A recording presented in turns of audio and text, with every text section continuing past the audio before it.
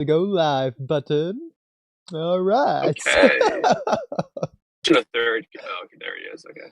Yeah, so this is a very interesting podcast we got going on here. A lot of people here, more than ever before, really.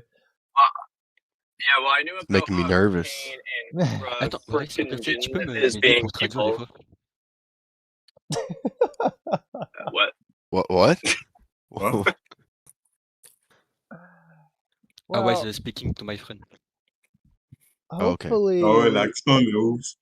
Lucky for you, we don't know what you said.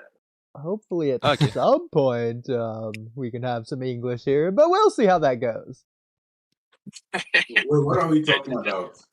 Well, that's a good question. So I figured that we could talk about Boruto. Hey, what do you know? Wow. So chapter 34 was pretty crazy, guys. Chapter 35 is out, which is why we're doing the 34 stream. Because it's our last chance to do it, really. But that's okay. Well, also, Oodie, just to really rub it in, remember how you said that any stream that isn't night is the worst thing of all time? It should be burned and banned, and you would murder someone if you had to do an early stream again. And yeah, look what happens. You come crawling over here, hands and knees on the floor, bowing down, begging me for an early stream. You're like, oh, Kamui, my dear savior, stream early. And it's like, gee, Oodie, I thought you said you hated those. So explain yourself. Listen, Kamui, I'm just trying to be empathetic towards your emotions, okay? This is just... Maybe I was too soft and too kind. You know, Oodie, I know, here's the real problem is, where has this Oodie been all these years? You've been the tool, the demon of the hidden mess, when you could have been Haku so much sooner. Well, I mean, Haku died first, and Zabuza died second. So clearly, me being Haku, you're killing me right now. So I should go back to being Zabuza, is what you're saying. Well, Zabuza's gonna die any minute. Listen. You're very deadly, okay? But as long as I can live as long as possible. Oh my god. Alright, well, anyway, no more beating around the bush like Hiruzen according to Konkuro. You know what? I'm putting that in the Ember questions. Who beats around the bush and who says that? Well, that's definitely an interesting idea you got going there. Well, coming back to Kaine. Who is Yes. so Kaine, you had some choice words the other day. An opinion, dare I say. And, Illegal to have one of those here. and I was hoping we could talk about your ideas. So, Kaine, where do I start? Well, I guess you could talk about start talking about why you hate Inojin. Maybe if you can find my comment, because yeah. So right here. So the idea was you were asking why in the previous stream with Mello, I said that the latest chapter, chapter 34, retroactively is worse now that Sarada fixed her blindness. Yes. And someone was very, very kind to give the explanation, of which is very simple. It's because one or the other of them should have been injured, and one of them should have been healed, and narratively, it made sense why Sarada didn't earn her healing, unlike Inojin who did, but now both of them have their blindness healed, which retroactively makes it work. Hold on, Oodie, because that's already going to spark a debate that Kaine and I were having separately. Oh, well, I haven't seen those 356 messages yet, Kamui, to be fair.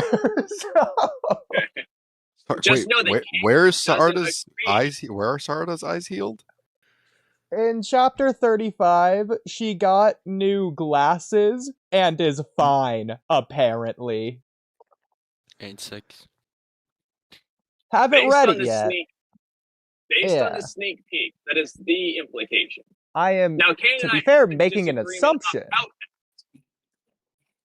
But yeah, What, she gets Kaine glasses from Amado? Is that what it is? No, what just, glasses no, can no, heal your just eyes? glasses. Yeah, We you know the don't thing Oh, yeah, that that makes Itachi sense. could have done.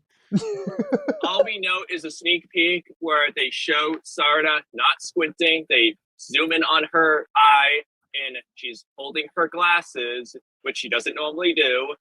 And then she says, all good. And then we see a new kunai with a new design on it. And she comments on that new design as it is, not right in front of her. It's like a distance away. If All you of which remember, her implies she's vision was seeing- awful. Oh yeah, bro. I did see that. Like clip, yeah. Sakura was holding up 3 fingers and she was seeing 8 of them. Like her vision was off, bro. Which is She was not crazy seeing the how fast tiny she was kunai going pointing that way. blind. No, not. It's Is it not insane how fast she was going blind from her Mangekyo? Like, that's a little insane. It depends on what really causes it or the true implications there. To be fair, it's always I mean, been kind of Sasuke vague. was spamming his like back to back, and he was I fine. mean, he have like healing the Ashirama Senju like cells on himself, so of course he gonna be spamming it. I mean, it's logic, right? Well, it is also fair to say though that to give Ikimoto some credit, the ability itself could have an influence because we do know that the Susanoo seemingly drains the blindness faster than some of the other ones. It's very, at least physically, it's very taxing. It hurts them and all that. That feels backwards. No one ever bleeds from the Susanoo. Constantly using intangibility. And I don't care how many Hashirama cells he has. Like, he is constantly using intangibility. And he's fine. And I think it's reasonable if, like, one phase through wall from Obito's Kamui probably wouldn't be as taxing as a Tsukuyomi just by the nature of it. Whereas, like, Obito would probably have to do more phasing through walls, before it would ever be as taxing as, like, a Tsukuyomi. Like, it just feels reasonable because it's kind of ridiculous for, like, again, one phase through wall is probably not going to make Obito blind. That feels too much. So the ability itself could matter. So Stardust is just, like, worse in that regard. Sucks to be her, I guess, but Something that's important to note is, first of all, I disagree. I think Susanoo blinds them less fast rather than more fast. But Susanoo uses both eyes, what makes you and say that? it just seems like it. I mean, they're just spamming it depends on the ability. I have a question. My question is, when did they say in the manga that using Susanoo like during your it made you more blind? Or I don't get it. Well, so there's two might things. not. I guess 3 things you have. Now, one of these, you could say, oh, well, we don't know. You're right, we don't know, but we don't know. So Madara never uses his other abilities. He only uses Susanoo, and he went by. So, No. He does. I mean, we saw him use it in the games, but yeah. So in the manga and anime, and not the whatever scene of the game, Rose not using his other abilities, and he did go blind. To be fair, Kamui, that often because he's not using them in the important fights. To be fair, Kamui, correct me if I'm wrong. I forget which one it is. Is it that you have to unlock both abilities, or you have to use both abilities to then be able to use the Susanoo? I think Itachi says it's when he awakened the ability in both eyes, but I don't know that you really know you've awakened it until you've used it. I mean, at least in terms of how this series does it, nobody ever awakens it but doesn't use it. Like, they always use it when they awaken because it. Otherwise, that means that Madara would need to have used his abilities off screen to use the Susanoo, which means he probably continually uses his abilities off screen as Well, well. then it's probably unlock then, right? Not use. You would only have to use it once in that case. I do believe Itachi says awakened, but regardless, it's clearly not something he's been spamming. If he was spamming it, we'd be seeing it. So it's obviously no one's eyes are ever bleeding from Susanoo. Susanoo uses both eyes, whereas a single Mangekyo uses one eye. But then you go blind in both eyes from the use of one eye. What's weird about Susanoo is it doesn't use either eye, but it uses.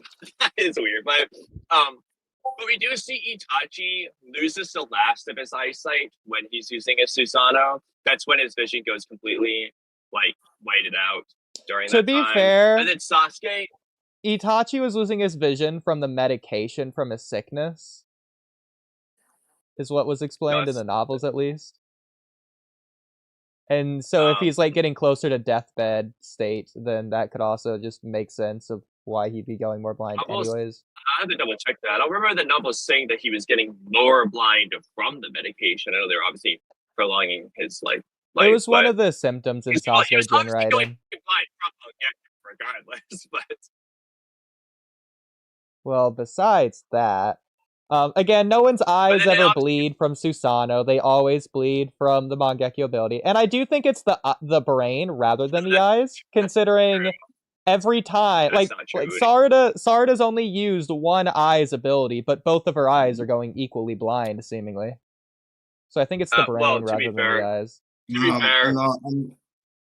be fair with that, sorry, real quick. Sakura is a bad optometrist. She didn't cover up one of Sarada's eyes, so like, yeah, we don't know that that's true. One of her eyes, when she has him using, might just be totally eyed.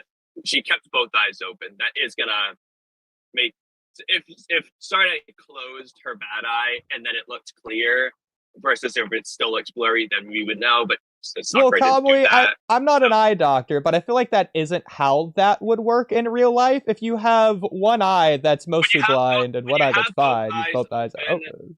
So it depends, because I again, I work with a lot of eye patients. I test their vision like 30 times a day, in fact. So there's plenty of instances where somebody has like really bad vision if they're using both eyes, and it might look worse than when they close the bad eye altogether. That definitely happens plenty of times. But it's also true that in many cases it's better with both eyes. It kind of depends. So I feel like it would at least be like a gradient in that case, to where like if their left eye is good, the right eye is bad, then the left half of their vision would still be more clear than the right half with both eyes open. Your eyes blend the two images together, so it wouldn't be like that. When in that case, it kind of almost, imagine just like blending it. So like if you had like a 20/20 eye and a 2400 eye, now imagine with both eyes it's like 20/30. It blends both images together, but that's more so like at the center of your vision. I think like the left peripheral would be more clear. I mean, like the outermost left, like let's just say your left eye is good, right eye bad. Like the outermost left peripheral that like your right eye can't see on its own anyway. But yeah, it's unaffected because there's no overlap. But where it overlaps, it's gonna blend together. But especially with your central vision, which is like realistic when you're using it, it's exactly. My point being that to truly see, we would have needed her to close her eye. That's all I'm saying. Because otherwise, we can't say for certain. Now, I think if I had to put the gun to the head, because we don't have it, I would assume eyes are pretty bad, just based on what we saw. But it seems like that's the same case with Sasuke as well. Sasuke only, well, you could argue Sasuke's, but Sasuke only used one eye, and he started going blind in both eyes as well. But like, all it takes is one eye being bad to make your whole vision look worse too. So it's like, it's there's no concrete thing. It just depends. There's a lot of brain stuff there, But then at the same time, it seems like it's not the eyes, but it is the brain, because the Eternal Mangekyo Sharingan, you can get the blind eyes, and they either immediately heal or something happens there. Like, why would you, the EMS, make blind eyes on blind? But assuming it's the brain for a moment, that would be more evidence to Susanoo messing with the vision, because that was all brain, no eyes, apparently. The other thing I was going to say real quick, though, is well, Sasuke did use both of his regular Mangekyo abilities too. He spent he mainly used the Susanoo the most, and we all know that he rapidly drained his eyesight, and he was spamming Susanoo in particular the most. I just think like it's just the ability that like make your eyes blind. Like it depends on the ability. For example, if you use like the Izanagi or Izanami, one eye get blind, we see it like three people. But when you use like, you see, like, I don't know if you get what I mean. Like it depends on the ability that make your eyes blind. Like, I mean, it just doesn't seem like Susanoo causes any strain. You're saying that there's different strain on what ability it is? Yeah, I don't think the Susanoo causes Obito is strain spamming himself in and out of an alternate dimension. like I said again, he has the Ashirama cells on him, so he's already like boosting him. Like he's already like overpowered enough. And plus, he also have the or Madara, Rinnegan on all this stuff. So we the can't Renegade's really a put him into Well, thing. the that I mean, comes case. later, does it not? I mean, Wait, what did you say? I said the Renegade's kind of a separate thing. I wouldn't use that one, but regardless, I still can't remember what your theory for the Obito thing was, but we'll come back to that another time. But I do think it's because again, like Tsukuyomi in particular, in Koto and Matsukami, like some of the not Koto, I guess, but Tsukuyomi feels like that would have really knocked up Itachi bad. So it seems like some of them are worse than others, regardless if Susanoo's on the higher low end. It does seem to differ between abilities. I mean, I also think like the dilation of the pupil would also be an indication of extra strain. Like when Itachi's doing that to follow Sasuke with the Amaterasu, his pupil's like weirdly open so wide. Seems like that hurts him a lot more. Maybe I don't. I need to double check. yeah, I think it's an indication of straining. Yeah. Yeah. So the eye, obviously, it starts bleeding sometimes before they even use the ability, which is interesting. So you could argue just activating the Mangekyo can also do it, but or at least building up the chakra to do it. I was gonna say earlier that I don't think the bleeding's too. Okay, call it whatever inconsistency, but we do see that Kamui is not making them bleed. Kakashi was going blind from using his distance Kamui, so I don't think the bleeding necessary just because Susanoo doesn't make you bleed. I'm not going to say that makes you less blind because again, Kakashi didn't really use his Kamui that much, but he was going blind. I mean, in the work he's using a fair bit, but he's going blind when he's using it, and he's getting like Ninetales regions. So. What? I mean, I'm pretty sure Kakashi bleeds at a couple points, but that's besides the point. I don't remember. I mean, maybe Obito didn't. I don't have, but because I don't just the outline, anyways. But yeah. But anyway, at the very least, Kakashi doesn't usually bleed. It also feels like Susanoo isn't a Mangekyo ability. Like you need to activate the Mangekyo for Amaterasu, whereas you need to have awakened the Mangekyo to unlock Susanoo. Like Sasuke needs his Mangekyo for Amaterasu, but he doesn't need his Sharingan for Susanoo. Feels like. I'm not gonna say I don't get why you're saying that, but canonically that's true. Like I think it'd be better. Just because plenty of possible regrets. It would make sense if they had to use both eyes, but I mean, it's kind of cool having Itachi be blind at the end, but like just have him like the Susanoo fading away as he's going blind or something. I don't know. And Madara, like we just redo the Madara scene. He doesn't need the Susanoo blind for that one scene. He can just do something else. Well, I mean, to be fair, that right there, Kamui, I think that 5 Kage Summit Sasuke, you can argue at the very end when his Susanoo started fading, it's because of his loss of chakra after running the gauntlet rather than because of his blindness, considering Itachi was using Susanoo just fine when he was blind at the end. I mean, he also goes there while he's already exhausted. Right? Don't they say that it's like a very short time from when he is done and then he goes to the summit? Which suggests that using this Susanoo was still draining his well, yeah, using Susanoo is using his chakra as well, so. But he had already been spamming his Mangekyo anyways. What? Which you could also. You could argue just using the Mangekyo alone causes blindness rather than specifically just the abilities. To be honest, I just think like just having the Sharingan will make you blind, even though you use the other abilities or not. But like even though you were born with it, you will still go blind. I mean, except if you don't use it like a lot, maybe it will delay. Even if you can use Kamui, you're going in and out a lot, so we didn't hear anything you've said the past minute. But that's okay, because other people are talking anyways. See, Kamui, this is why it's weird that you love day streams and you hate night streams. Can't even hear you during the day. I'm sure he's cursing right now, but we just can't hear it. Yeah. Probably. But I mean, if Madara can use a Susanoo without eyes at all, then I just don't think it's a Mangekyo ability. Like, I don't think that Madara could use his Mangekyo abilities without his Mangekyo. I mean, he's already using it. Like, I mean, he used it in the game. It's just like in the anime or the manga, we didn't see it. We don't know why though. Yeah. But Like And how then we I'm see sure- Shisui's in the game. Exactly. Yeah. But I'm sure Kamui's counter would be, oh, well, Kakashi unlocked Susanoo. He can't Yes. use it now despite not having a Mangekyo. But Kakashi isn't Uchiha, and he was specifically given that chakra from Obito. So he's not even using his Susanoo, but Obito's Susanoo, if anything. Guys, But anyways. So I suppose getting to Kaine's message here, Kaine, you disagreed with us. about Alright, can you hear me now? We can hear you now. But- Alright, that doesn't guys, make it. can I add something You can.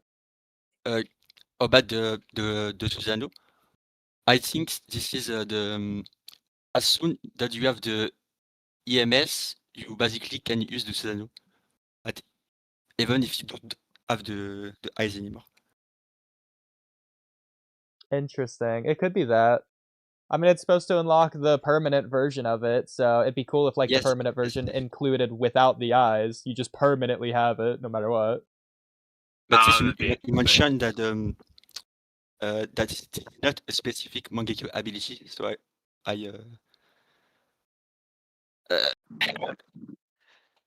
agree with your point a little bit. I'm not gonna lie, that's actually cool enough to where I think having when Madara has no eyes, that could have been like the coolest reveal of it, where Madara explains it's the eternal Mangekyo Sharingan. So he doesn't just use. Well, not only will that be the explanation for him using Susanoo, but he'll not just use Susanoo. He'll use this will be when we see the other two abilities. Oh, I don't care what they are for this. They'll be cool, and he's doing them to win. And he's like, oh, it's the eternal Mangekyo Sharingan. Even without my eyes, I can still use the powers or something. Yeah. That would be cool. Madara would be the best character to do that with. So Add it to rewrites. yeah, well, I technically just said it, but I guess can you write it down to make it Yeah, even that was better? a in the joke. future? I'll clip it. How about that? Okay. Do you guys agree with Inojin's eyes being healed? We do. Yeah. Do you You not? know, Well, okay. No, I mean I just like don't. it's just a Technically, bit. I would still say yes, despite Sarda ruining it, but Sarda does kind of ruin it. Yeah. I kind of like in Kaine's message. Although he disagrees with me, but I think it's better to have it as like a permanent character trait that this was a sacrifice and this is the consequence of it, and there's no reward for it other than that I mean, you he's save more. people. You know, that's the reward. Like you don't get your eyes back. But he could have got his eyes back at some point in the story, very late. Yeah, there could have been. Nah, probably I mean, me, I'd be though. fine with. I would even be fine with Amado giving him eyes. That would be better for me, Yeah. honestly. To be honest, I don't think he need it. What is the point of doing the sacrifice at this point if it's to Yeah. getting his eyes back? Like, I don't know if you get it, but like he sacrificed himself for a reason. Like, what is the point of giving his eyes back? Well, let me throw a curveball. Where are we capping Himawari's healing abilities? Like, what is this? Like, Since when did she? it feels a little insane. Well, two things. Okay. That's just so. We could address all of this. Don't you worry. But go ahead. So, well, Naruto first, wasn't doing all that. so Literally, starting Naruto with, needed 6 pass stage mode for that, de Rikudo form. so Oh yeah. Yeah. I mean, he said. I mean, I understand what he mean. Like, he gave Kakashi one eyes. Yeah, that's a little bit overpowered. But that was in the Rikudo form. That wasn't like she doesn't even have the Rikudo form. She has the basic of controlling Kurama. But now like she can't heal or anything. As if she became like I don't like. Starting with just the healing for a quick moment, you could say Himawari's too OP, whatever, but I am gonna say she's been like that since her debut with the form, healing a giant torso stomach blast hole in Inojine's stomach. It's not like and then consistently healing Boruto stabbed to the heart and with a laser beam. Sarada's got her nerves broken through. She had nerve damage, and Himori's consistently been healing everything you throw at her. So Yes, at least, like I said, But if no- you say but in Naruto general couldn't you don't heal like that, Neji. that's fine. But she's been doing this, so But yes, no, but yeah, but Naruto it's couldn't still heal garbage Neji anyway forcefully. because it's just a gifted power from the beginning, so it's not cool anyway. It's, But what I'm So- saying is, regardless if you don't like Himori's healing, my point is, if she's already doing the other healing the eyes isn't any more OP than it already was. I'm just starting there. Oh my goodness. Yeah, it's more about the choice of them writing it that way. I don't think Right, there's a yes. reason to write it that Bro. way.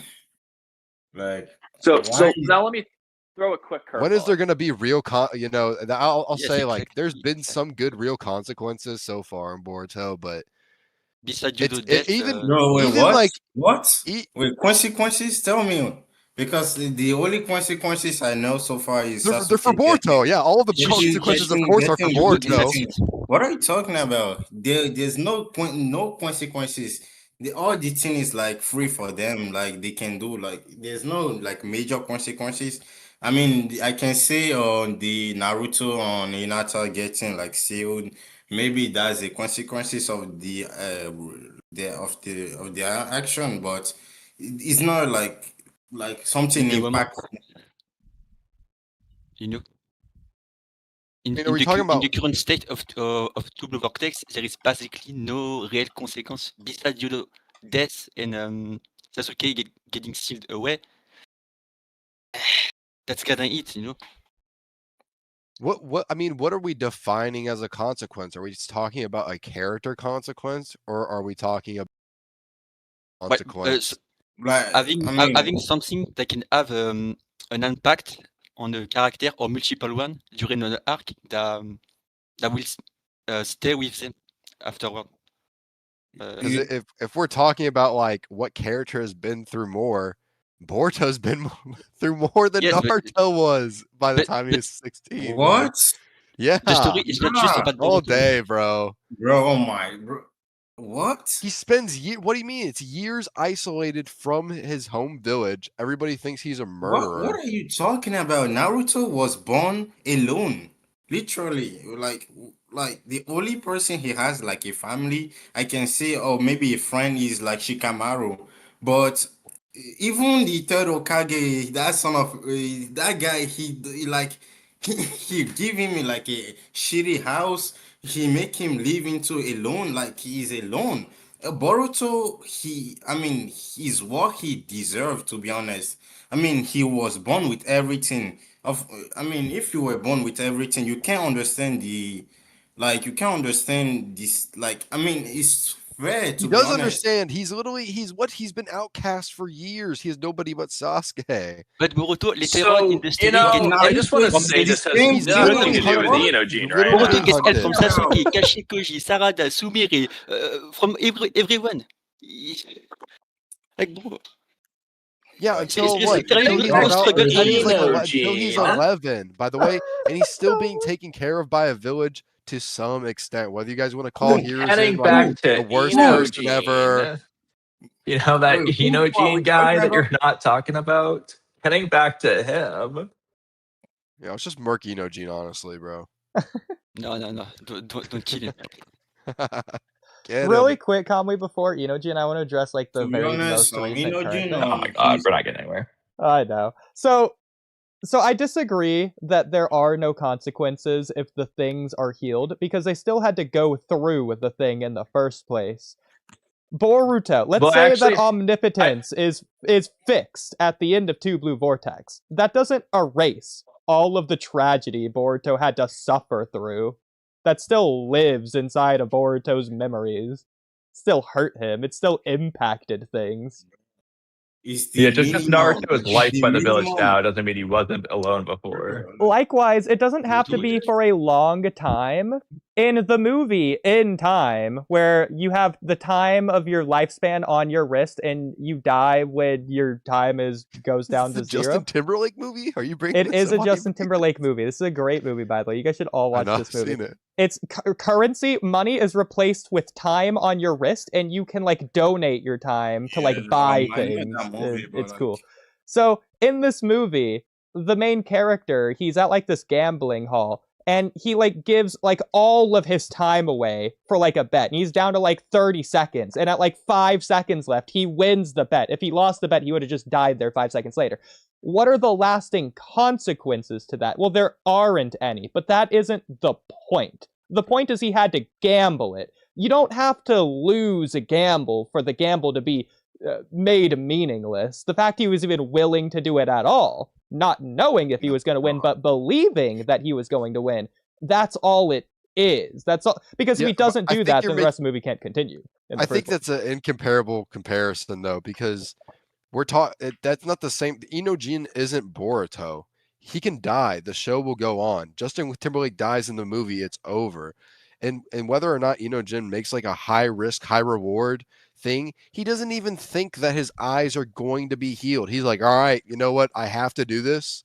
I'm going to. Well, no, so that's where we actually disagree with you. And that's where I was going to throw a curveball. What makes you say it was ever a sacrifice? Because he actually tells Himawari right off the bat to like get ready to heal him before he even does it. Which now, tells I will you that add the caveat to where this is where I think that it adds a little bit of nuance. I think that Inojin believes in Himawari. He believes his eyes are going to be healed. But gun to his head, he can't guarantee logistically, logic, logos-based, 100% scientifically, biologically, that his eyes are definitely going to be healed. He doesn't know, but he believes in himself. And Himawari.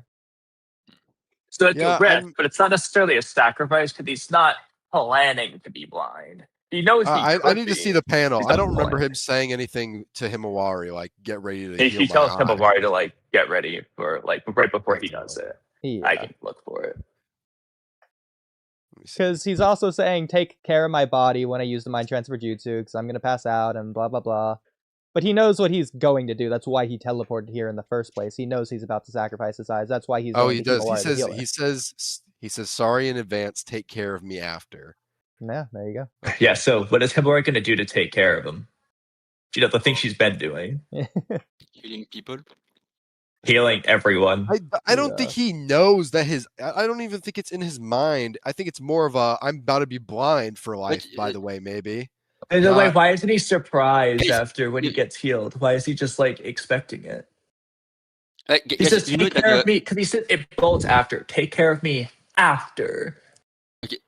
You know that he clearly knows. You know that Inojin almost died, and you know that Himawari healed his chest, not chest, the belly, and he got ill, and when he was almost dead, so I don't think him losing his eye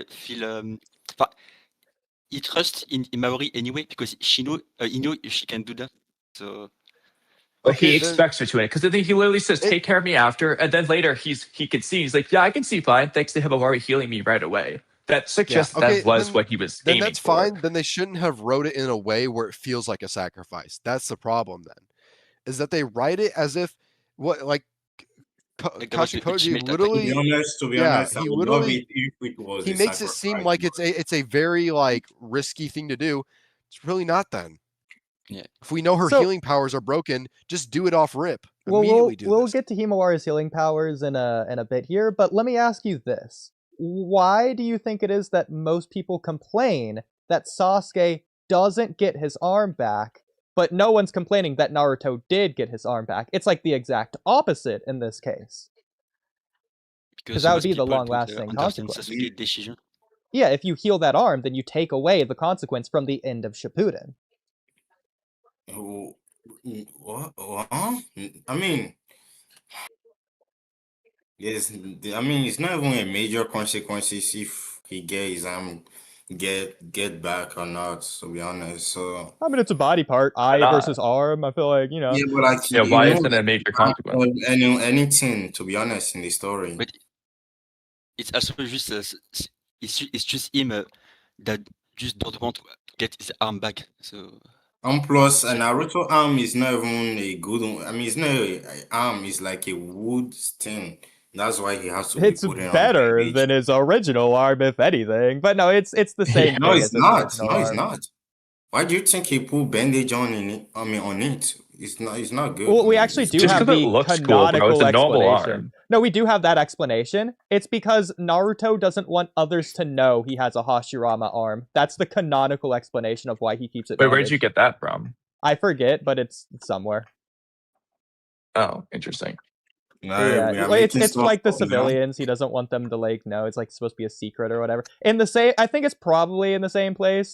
This complete guess. I don't actually know. It might be in the same place to where it's stated that Naruto can't tell everyone that Itachi's a good guy because that's supposed to be a secret and blah blah blah.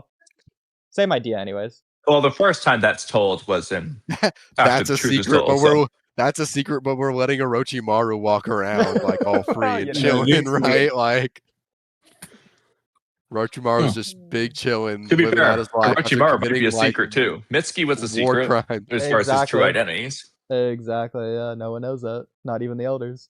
In fact, the elders didn't know that they were doing that, so it's like, yeah, Orochimaru might be half a secret anyway. Orochimaru's not a secret. Isn't he at their wedding? Well, his did a video lot was. of weird stuff. Isn't he posted up at the wedding? Like I that's don't not know a if secret. Orochimaru was at the wedding. That's kind of funny though. I swear there's a scene where you can see Orochimaru at the wedding.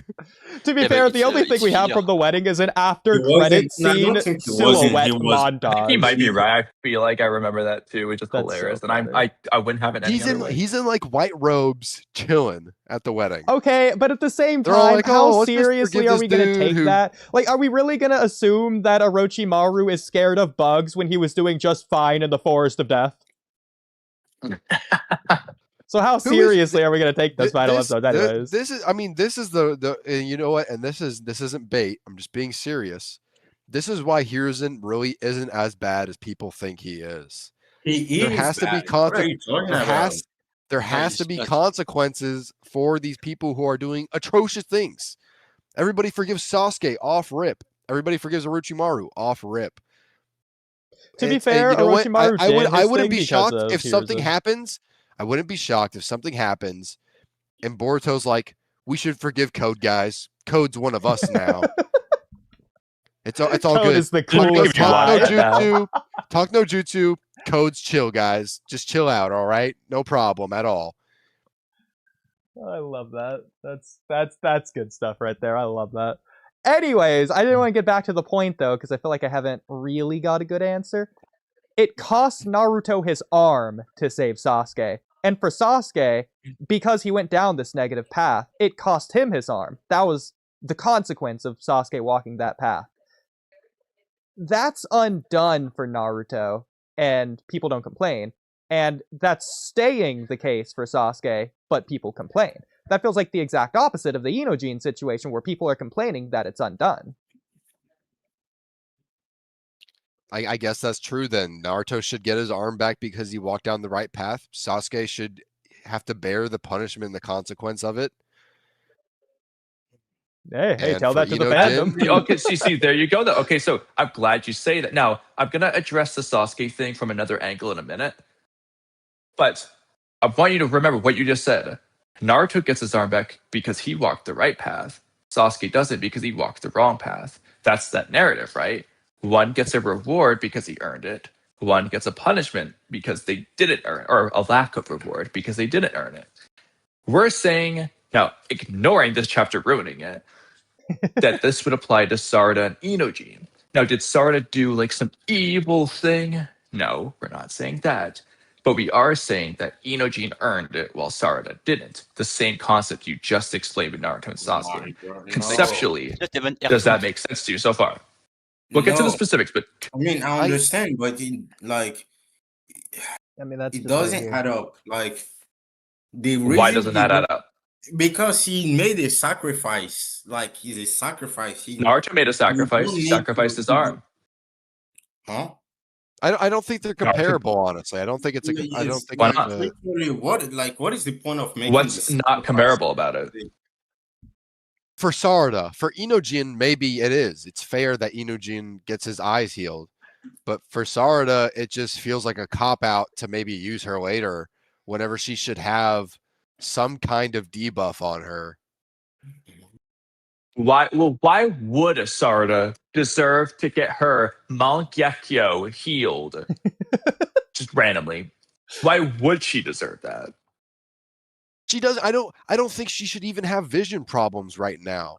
Everybody spammed their Mangekyo a million times throughout Shippuden, and they did not have problems. No, She's so used that- hers that's 3 not really times. true. That's She's only used it Obito. 3 times. That's So, only okay, so Obito.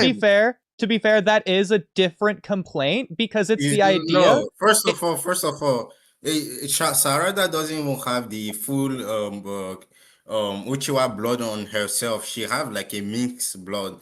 So of course, I mean, to be honest, of course it will like happen like way faster, I think. Then explain Because she Kakashi. doesn't have like a Then explain Kakashi's not Uchiha blood. He just has a Sharingan. And he doesn't go. He should He's go got blind less of it. immediately then. Like how many? Can you tell me how Gifted many eye, times I he don't know, uses it's it? Like rarely. Like when he's More on than the 3, ball. that's for sure. More than 3, and he's fine. More than 3, okay, but She's like only used it's hers still 3 not the same times. thing. It's still not the same thing. Like we can't compare it. Like, and plus, it's not even the same author that did it.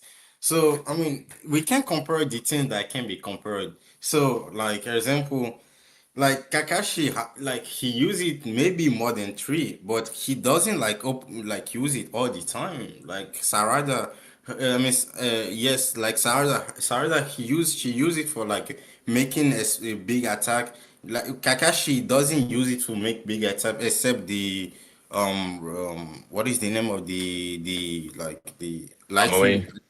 Yeah, no, not even Kamui, but he also used Kamui, but like rarely. But I'm speaking about the lightning thing he used on his hand. You I talking don't. Well, what, if it's any Chidori? consolation, before I waste time looking to see something from the 5 Kage Summit, Kakashi was in the hospital for like 2 weeks after using the Mangekyo in the Kazekage rescue arc.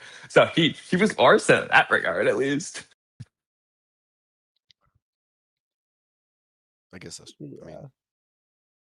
But also Sarada did not even use her Susanoo yet, so I would say it's kind of normal that she's still fine a little bit. I don't know.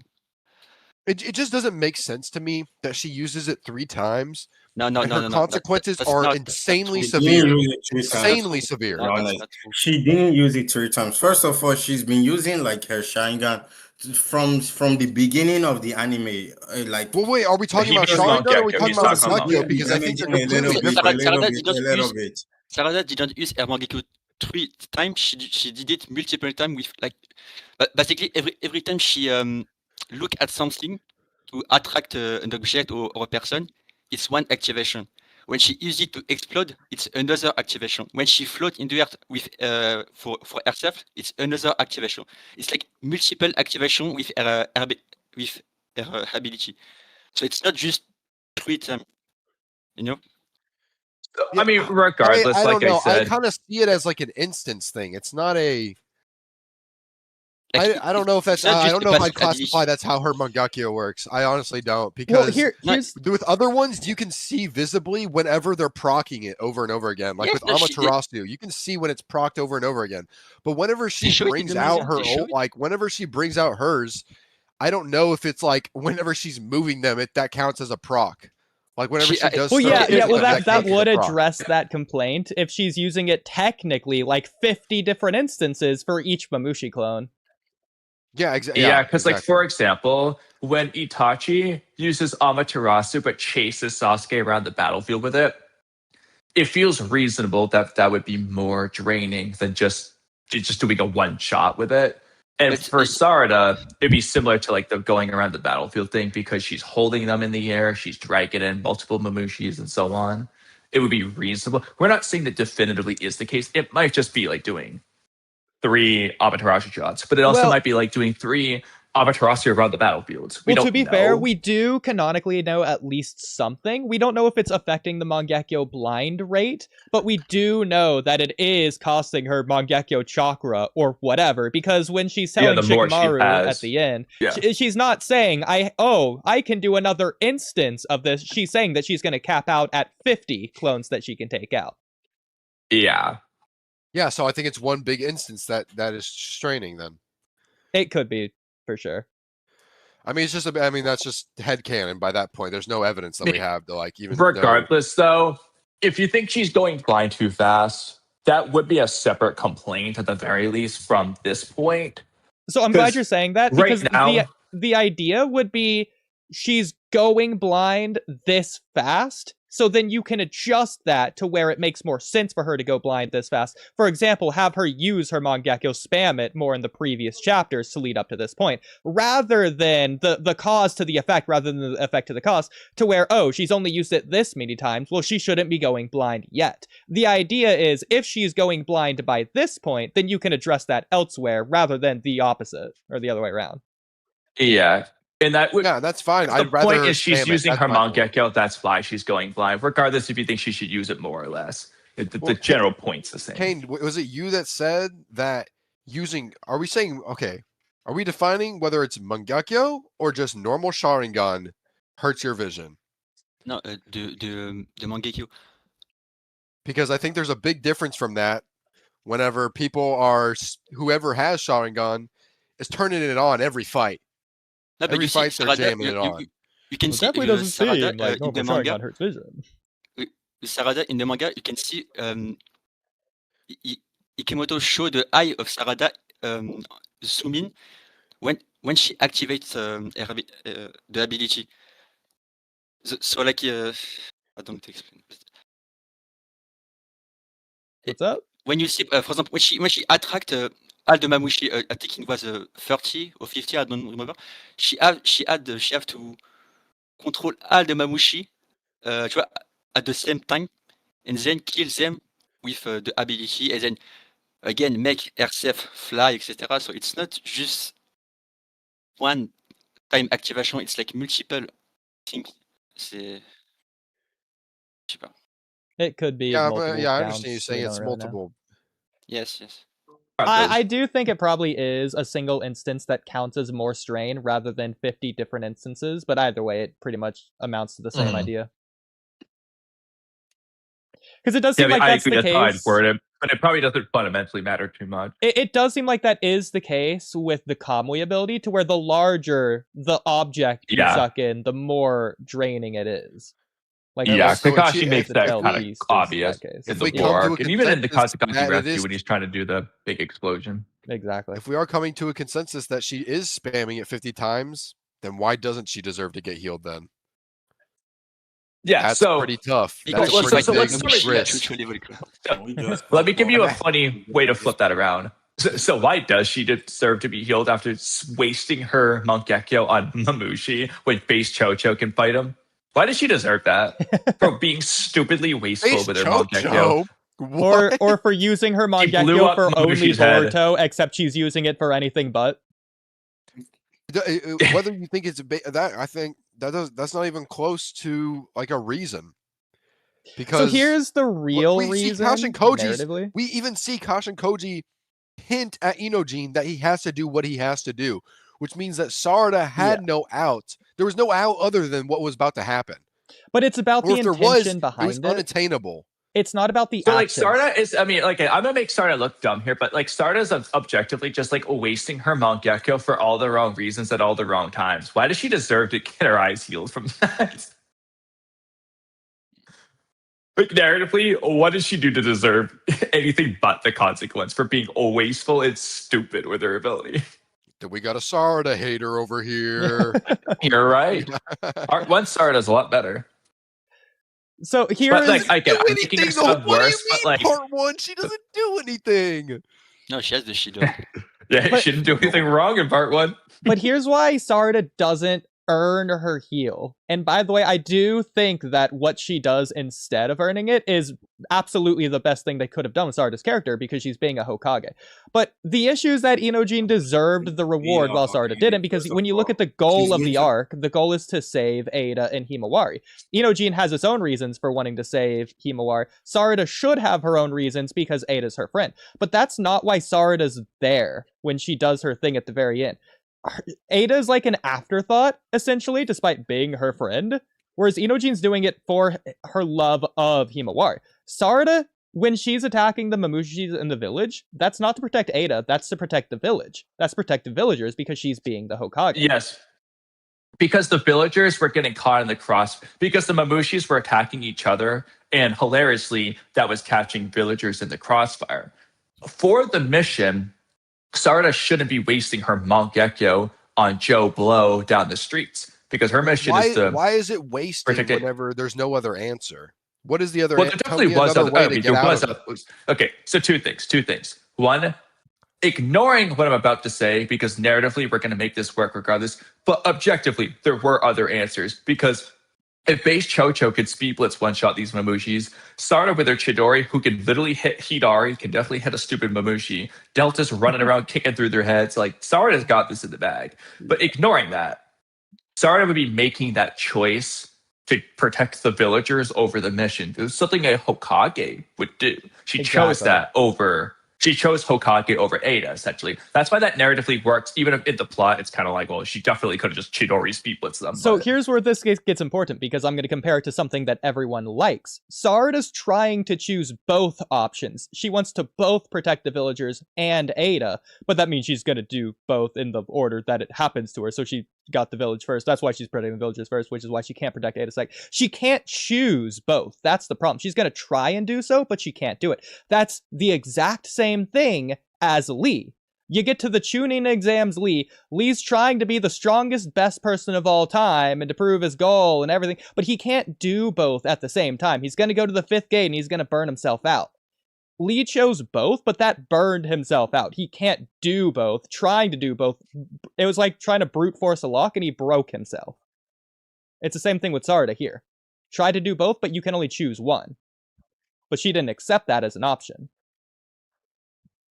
And it's not to say that that's bad on Sarada's point. The thing to say there would be to make a comparison. Sarada wants to be like Naruto. That's her idol. They do this analogy with Naruto more than once. Looking to the left and the right at the same time. Naruto in his universe gets around that dilemma with shadow clones. Naruto can do that his own way. He does the shadow clone way. He'll have a shadow clone protecting the village and a shadow clone protecting Ada. Sarada cannot be Naruto. She tries to be Naruto. She fails. What Sarada needs to be the Hokage she wants is to find her own Sarada way of doing both. And in this arc, she tried to do a Naruto-like answer. It's basically brute force her way through it. Sarada can't do that, so she needs to, in the future, find a different way to do what she wants to do. She needs to be the Sarada Hokage, not the Naruto 2.0 Hokage. So that would be where she made a mistake that she can learn from moving forward. And it makes sense why Sarada would do that. She looks up to Naruto. Naruto's her inspiration. That's her guiding path. She's walking down the Naruto path. Naruto's way worked for Naruto, but it's not going to work for everyone. Sarada's one of those people that the Naruto way isn't going to work for every kind of instance. Sarada needs to find her own Another path. example, this is in the Boruto anime with Boruto, with his new Rasengan Jutsu in the car actuation arc. He wants to do the Naruto way, make the Rasengan bigger. Yeah. That's not going to work for Boruto. It worked for Naruto. It won't work for Boruto. Boruto had to find his own way, which ironically was make the Rasengan smaller, was his answer. So hypothetically, if Boruto did try to brute force the Naruto path instead of finding his own path, if he did try to make the Rasengan bigger, he goes into the Deepa fight with the bigger Rasengan, who knows, maybe that's going to drain his chakra, he's going to die from trying to follow the Naruto way, as opposed to winning by following the Boruto way. Well, not everybody has infinite chakra, you know. Well, that's just like chakra plot shenanigans. Well, Another example. That gets to Sarada. Sarada doesn't have infinite chakra to spam Mangekyo. Naruto, regardless of blindness, would have been able to do it. Why? He got pretty much infinite chakra. So he could do that all day long. Sarada's not Naruto. She can't do that. And she's facing the consequences of that. She's doing what Sasuke was going to do in the technically he had the curse mark to get away with it, kind of, but he got paralyzed. So Sasuke tried to do that third Chidori in Konoha Crush. And if Naruto didn't come to save him, Sasuke's dead. He pays the consequences of his actions trying to do that. But let me give you a non-chakra comparison. You look at Haku. Again, another thing that everyone loves. Every Naruto fan loves Haku.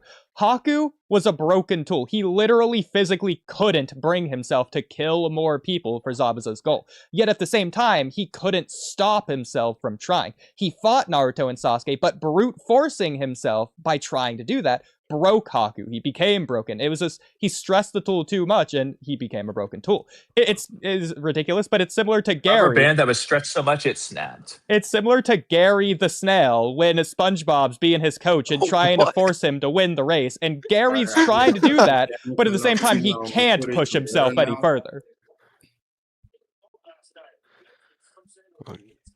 You know, all we need to do is really, we should just blame Himawari for this.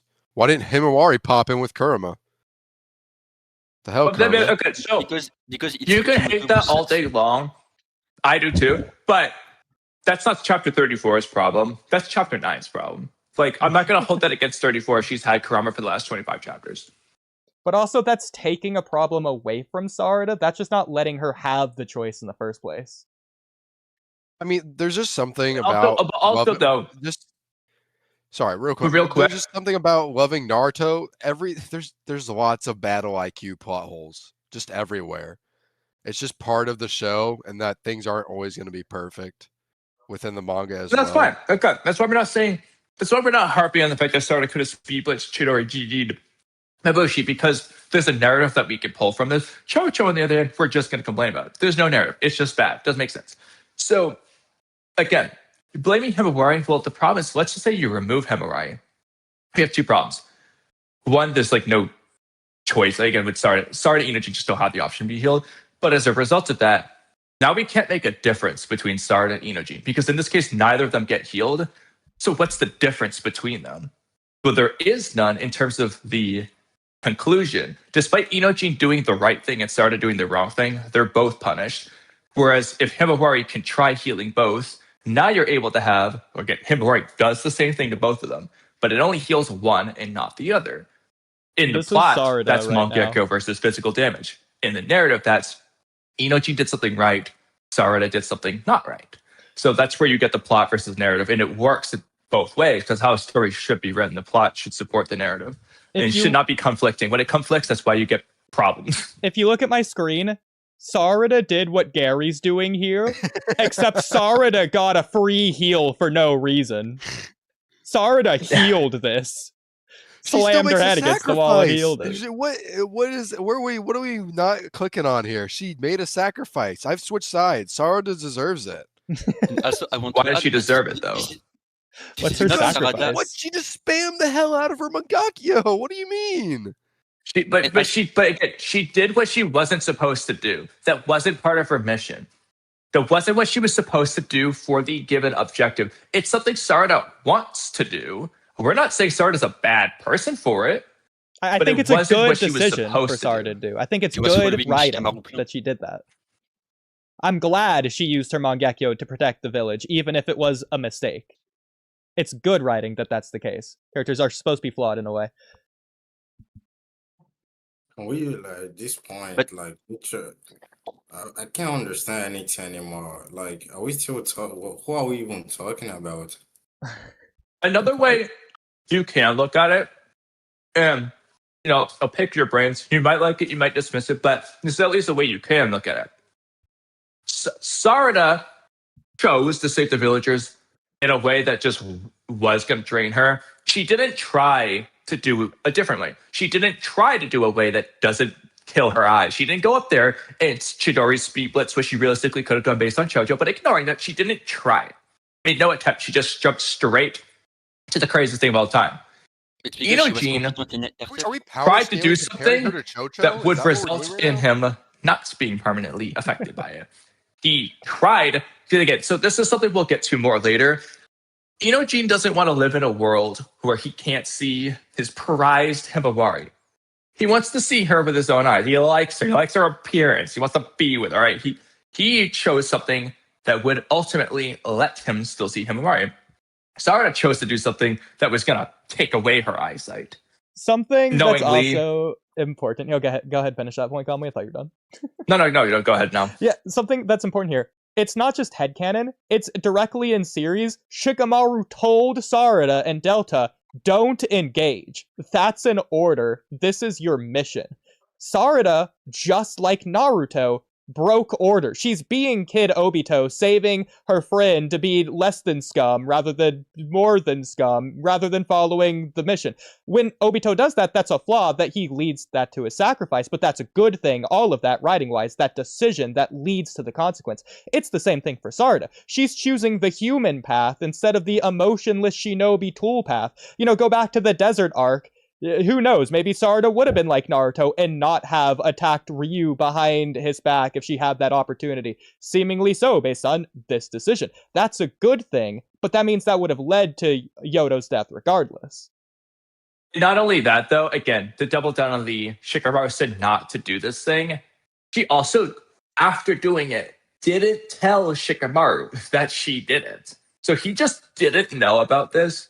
Even when he's telling her, hey, we're going to try to take out 50 Mamushis, what's your limit? She's still not telling him, by the way, I actually used my Mangekyo on 15 earlier. He doesn't know. He told her not to do something. She did it and didn't tell him when she had opportunities. And I think that's also a good thing, assuming that's intentional. It's not, it was just a slip of the brain for Ikimoto or for Sarada. It could be like Boruto in the Prophecy arc. He's not telling other people about Momoshiki because he's confident. He's stubborn and defiant against Momoshiki's prophecy. He wants to prove Momoshiki that his destiny is whatever he makes rather than what Momoshiki sets it out to be, even if he has to be irrational about it. He's going to take that to the farthest extent because he doesn't want to acknowledge otherwise. So he's going to essentially ignore thing with Sarada, taking that even further for Sarada's character. So let's say Sarada tells Shikamaru. Shikamaru might say, okay, I gotta revise my strategy. In this case, Kawaki, you're gonna do your chakra blast, whatever. He's gonna do something else. Now Sarada's like looking at herself like, I'm a failure because I need to be strong enough to protect the village if I'm gonna be Hokage. So from Sarada's perspective,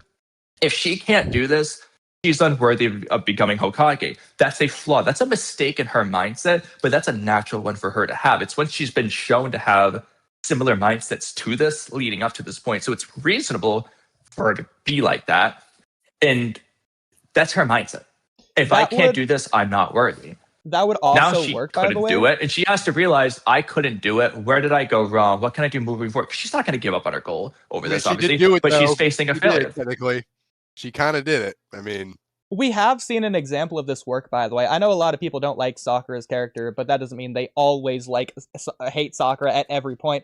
At the Sasuke retrieval arc, she wants to go on the Sasuke retrieval mission to go help save Sasuke. Shikamaru says no because she knows because of her emotions, she's just going to get in the way, also because of her power. Sakura doesn't like that. She wants to go on the mission, but she knows that Shikamaru's correct, so she's going to do what she needs to do rather than what she wants to do, essentially sacrificing her own, desire, her own self-pity or whatever. She's humbling herself, and she's going to take that experience to where she does feel pathetic and like a loser and all these different things. She feels useless, and she's going to train and become stronger as a result of that. That's a way to where that path works. Exactly. Yeah. Exactly, for the next time. Which basically to say, in this case, the failure is more direct in Sarada's case because she's going to literally try and get in the way of the Sasuke retrieval mission in this hypothetical comparison. I was going to say the same thing. So where hypothetically... Said, you're right. This would be like if when the time came for Sarada to do the 50 Mamushi clone Mangekyo, she would be told, no, you don't have enough chakra. And Sarada would be upset about it and say, okay, well, next time I'm going to do it. That's like what Sakura did. In this case, Sarada tried and failed, and then she can have her next time moment.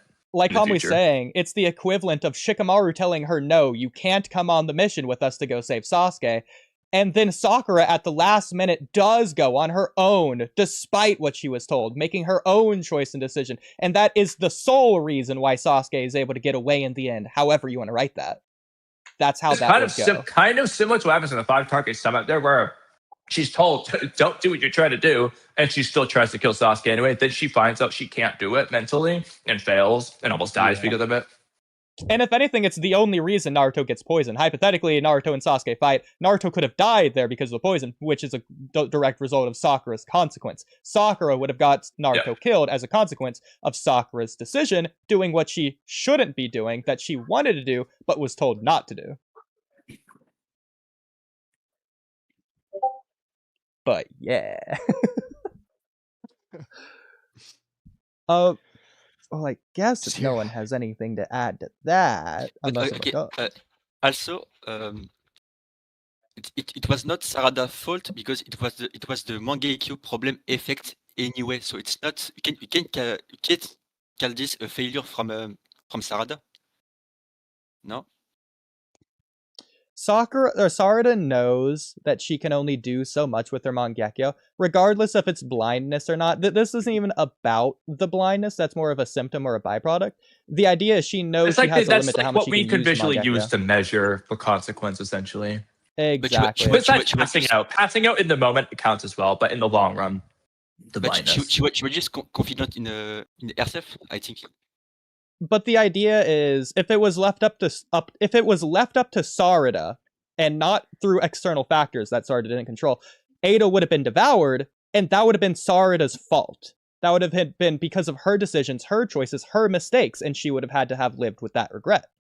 She lost her friend. That's another thing, though. Inojin, here's another way to look at it. Inojin picked up Sarada's slack. Yeah. The mission continued. Things got worse. Mamushi reached over 1,000. Damon had to step in. Like all these other things happened because Sarada failed. No, people were relying on Sarada. Then what about Kawaki and the other? What's that? Say that again. What about Kawaki when he got into the surcharge and the other character fighting? It's the same thing with Kawaki, but Kawaki's not really being a character in this arc. He's just like existing in the background for the most part. Yeah, he doesn't have any impact on anything. Yeah, it's awful writing, by the way. All the stuff and everything happening between Kawaki and Boruto is the worst writing in Boruto so far right now. That would just be a complaint of other arcs because that doesn't change in this arc. That's not really a thing with this arc, so that's more like an overarching complaint than a chapter 34 complaint. So it's an arc thing. I think everything was fine until everything that's happening with the tree. But that's a different arc. Again, like the Mamushi arc is what we're referring to. Like that's been the case. Over time, okay, but, yeah, sure. Yeah, those are three. Like again, you have Jura and Hidari's invasion is one arc. The one in the sand village desert with Matsu and Ryu, that's another arc, and then Mamushi is another arc. Because we agree, the whole tree situation. There's other complaints you can have elsewhere. We're looking at specific. I guess they're like mini arcs. I guess, yeah. But they're not mini arcs. They're complete arcs. It would be the difference between an arc and a saga. At that point, you're looking at the Shinju saga. Kind of how like Dragon Ball is divided into sagas. I mean, are you saying the Kazekage rescue and the Hidan and Kakazu Akatsuki suppression and the Itachi pursuit arc and the pain arc are all one arc? No. The Akatsuki arc. You're not saying that. So. The Akatsuki arc. Yeah. All right, well, I can't defend Sarada anymore, so. But why putting the blame only on Sarada? I don't really get it. Yeah, I mean, what is the blame? Are you referring to like the Sarada fail aspect, or like the Sarada's a problem complaint idea? Like, what do you mean when you say that? When Sarada failed to do everything, there is also other character in the moment. So why just? We're not saying like it's a bad thing. Sarada's some bad person. It's just, but like she made a miscalculation that was costly. Yes. That is her own fault. Again, we're comparing it to Kid Obito making the sacrifice to go to save Rin and the consequences there. That's not a complaint or a critique. That's a good thing. We praise that writing in the same way we praise Sarada for her decisions in this arc. It's good. Again, that's ignoring anything that happens in chapter 35 that completely ruins everything retroactively. But in chapter 33 or whatever chapter that was, that's what we're referring to. Yeah. So the issue is just that Sarada don't have consequences in the end. Well, it's not an we don't issue. have an issue. Well, chapter but just, 35 would be the issue that she loses Yeah. the consequence, but yes. Up until that point, chapter 34, we had 0 issue. It was 10 out of 10. When it comes to consequences, it's not that there needs to be or doesn't need to be a consequence. There needs to be a consequence for a reason. So what is the narrative reason for a consequence versus a narrative reason for there not being a consequence? If there's just no consequences because there's no consequences, that's a separate thing from there's no consequence because narratively there shouldn't have been a consequence. Or if there's just consequences for the sake of consequences, that's meaningless compared to when there's a consequence because narratively there should have been a consequence. There's like one adds meaning, one doesn't. I mean, her fainting in the hair is like a consequences, don't you think? Well, and again, real quick, Sarada having a consequence gives meaning to Inojin not having a consequence, and then vice versa. Inojin, quote unquote, not having a consequence gives meaning to Sarada's consequence. But if they're identical, despite the completely differing narratives in that regard, now there's no meaning behind either. Which is why we're going to complain about chapter 35 probably when we read it later, because now it makes the Inojin point meaningless because they added that in.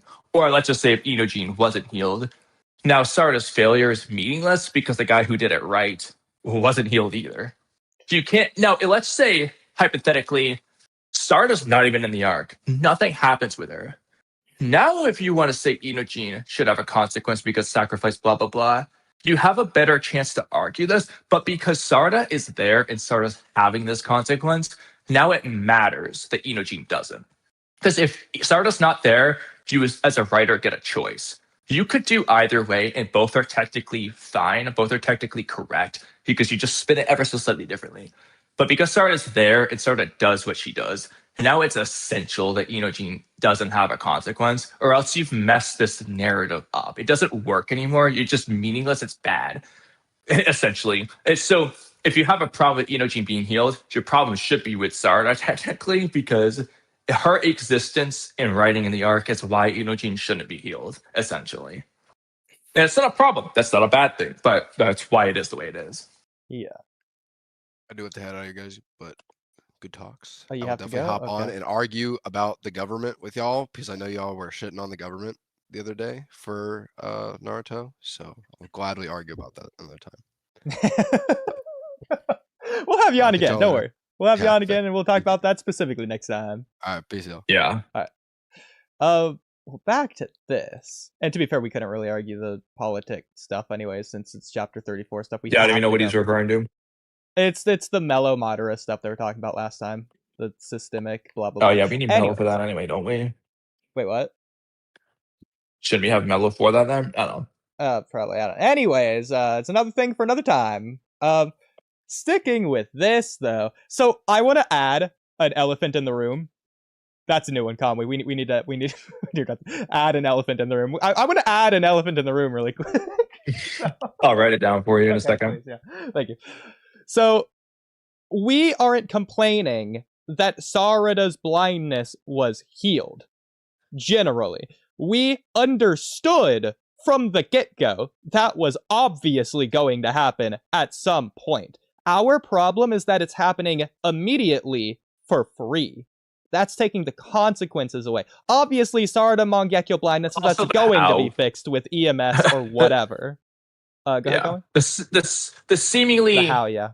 Seemingly how as well, depending on what they if they say it's Orochimaru Ninja Tech, whatever, fine. But if they're just new glasses, I'm gonna be annoyed too. But because it's a complaint. the timing also. It's a My candle question burning is- from both ends because the complaint is too multifaceted, it's two layer, to where on one end we're complaining that she didn't earn the consequences being lifted. She didn't do anything to earn that. Likewise, she didn't have to suffer through the consequences. There were no real consequences. Her seeing 8 fingers instead of 3 fingers when Sakura held up her fingers.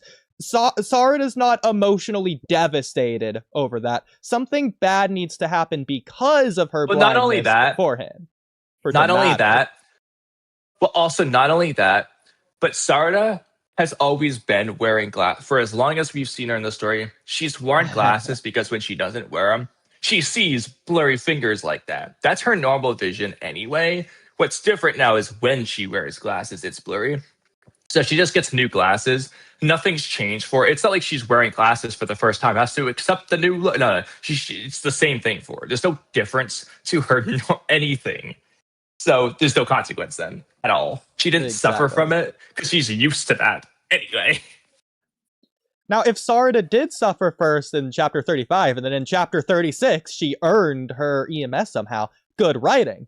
But neither of these things happened. And to be fair, that's not to say that she can't have nothing. Yes, if she just stays blind forever, then I'm not going to say, oh no, she didn't have any consequences if nothing bad happens, because being blind versus not being blind is a consequence. Nothing technically bad necessarily directly specifically happened because Sasuke had one arm instead of two.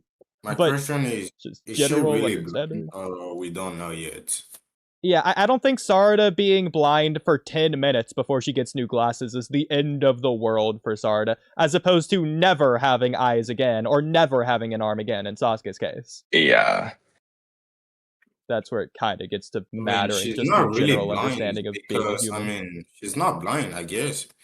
I mean, she can't, like, her vision, her vision is blurry.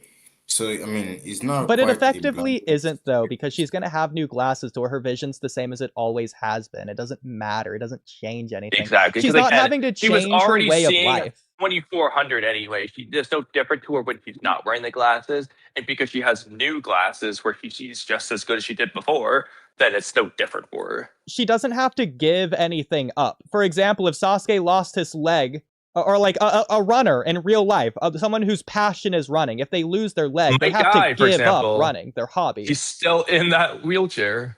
Yeah, what's Sarada's sacrifice here? What is she adjusting in her life to where she wouldn't have done so otherwise, that she's now forced to? Something that she couldn't do otherwise. And again, you see that with Rock Lee. He had to give up being a ninja. He had to give up on his dream. Whether Sarada's blind or not, her Hokage dream is still just as much intact. I don't really think so. First of all, she's Uchiwa. There's never an Uchiwa that was an Hokage. Second of all, like, she's just too small for that. And third of all, she will probably be blind. So, like, I don't really find the point of.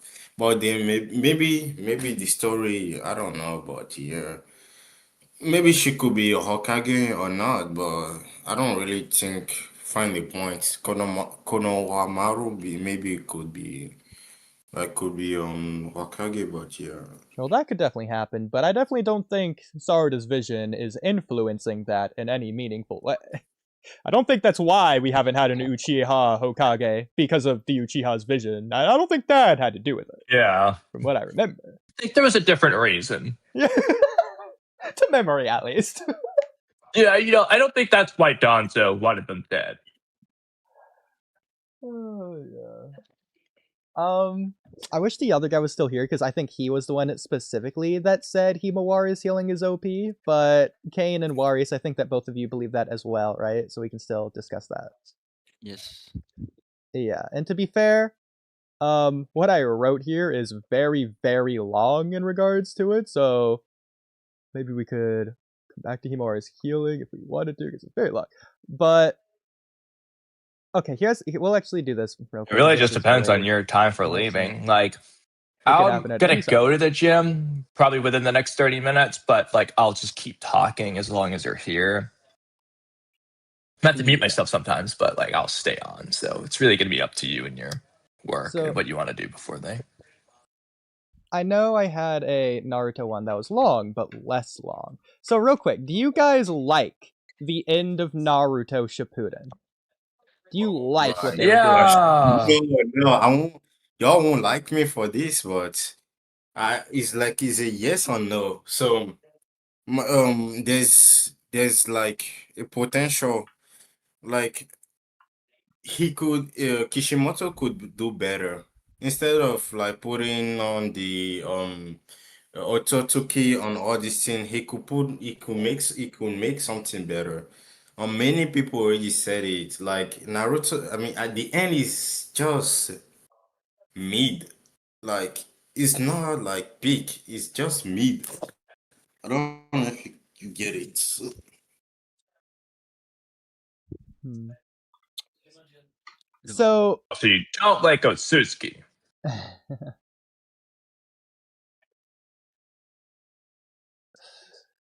well, we definitely like all the Otsutsuki, so that's a whole other thing. Yeah, I know. It's funny when it was I forgot his name, but the other guy was here. When I said like, what did I say? It was really funny when I was like, the people they did. Oh, like who else is defending Momoshiki or Shikikage and so on? Yeah. So I can't really find the thing. Yeah, I don't know what you're wanted looking to for talk about. specifically. That's okay. I guess I'll just say it off the top of my head, even though I have it written down a lot better. I mean, I probably and have more other detail anyway. pre-chapter topics too that we're probably not going to get to. So if you want me to look for stuff too. So basically, okay, so you guys like the end of Shippuden. So the end of Shippuden, what's happening here? He just got done saying like he doesn't like it. It's not that I don't like it, it's just like he could do better than Well, let me specify. It's good though. Do you like that Naruto and Sasuke didn't die at the end of Shippuden? Yes. I do. Thank you, Kamui. So, I mean, go ahead. the good thing, I guess. I mean, it's just like bringing on Kaguya for no reason. We never knew about her. I mean, it doesn't disturb me, but it's just like he could do better. Yes, but yeah. Well, what do you think would be best? So, okay, maybe I mean, maybe after like to be honest, I don't really have an issue in the end. I just have the a issue like at just at Boruto. It's like the beginning of the Boruto arc. That's it. I mean, like instead of making Ototoki on all these things about Kaguya coming, like she's Ototoki and she gave birth to Ninja and all this stuff. Like we could do better. So I'd be looking at just the Naruto and Sasuke final fight for this, not the But Kamui stuff. I think letting Madara like be the final villain. I mean him being like he's been plotting for like thousands of years. I mean, Wait, what's that?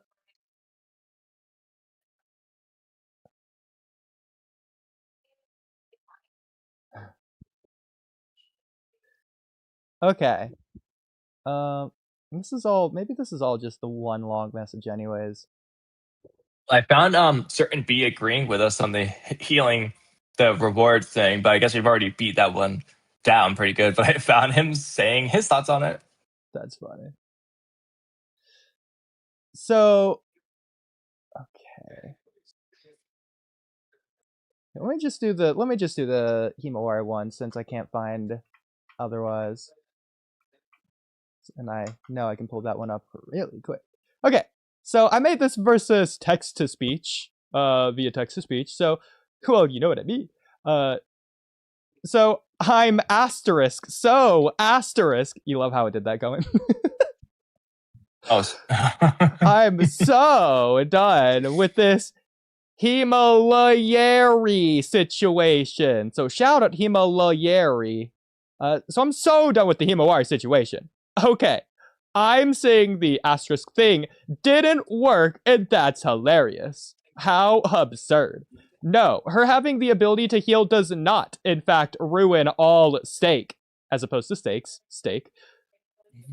So, all steak. Yeah, so shout out Himawari's pink pancakes. This is Himawari's steak. So her healing isn't a problem, her being OP isn't a problem, and here's gonna be why. That's the basic idea of this topic. I've gone through all of Naruto, and every healer in all of Naruto ever didn't change the stakes. With the most obvious example being Karin and Team Taka Team versus Killer Bee. Tacos. Yeah, Karin. But Karin didn't change the stakes when they're fighting Killer Bee. But I'll take it a step further. Well, also Jugo in that same fight. Jugo in the same fight, yeah. So, like, every healer ever, they're not only not changing the outcome, they don't beat Killer Bee because they have a healer, but also people could die regardless. And even then, like well, Naruto... To hammer that one further, hammer that point further, so Sasuke gets healed by Karin, then heals by Jugo, and he was still gonna die if Suigetsu, not healed, but just straight up protected them with his water monster, and that still wasn't enough, so Sasuke had to use Amaterasu. But this is as opposed to end, Naruto. The last two things weren't healers saving the day. All they did was just help prolong the fight long enough for Suigetsu to step in and long enough for Sasuke to awaken a new power. Yeah, Karin isn't changing the outcome of any fight. You can say because Karin healed Sasuke after the 5 Kage Summit, Sasuke was able to fight Danzo, but Sasuke isn't winning the fight because of that, per se. It's just he was able to fight in the first place, as opposed to just being passed out.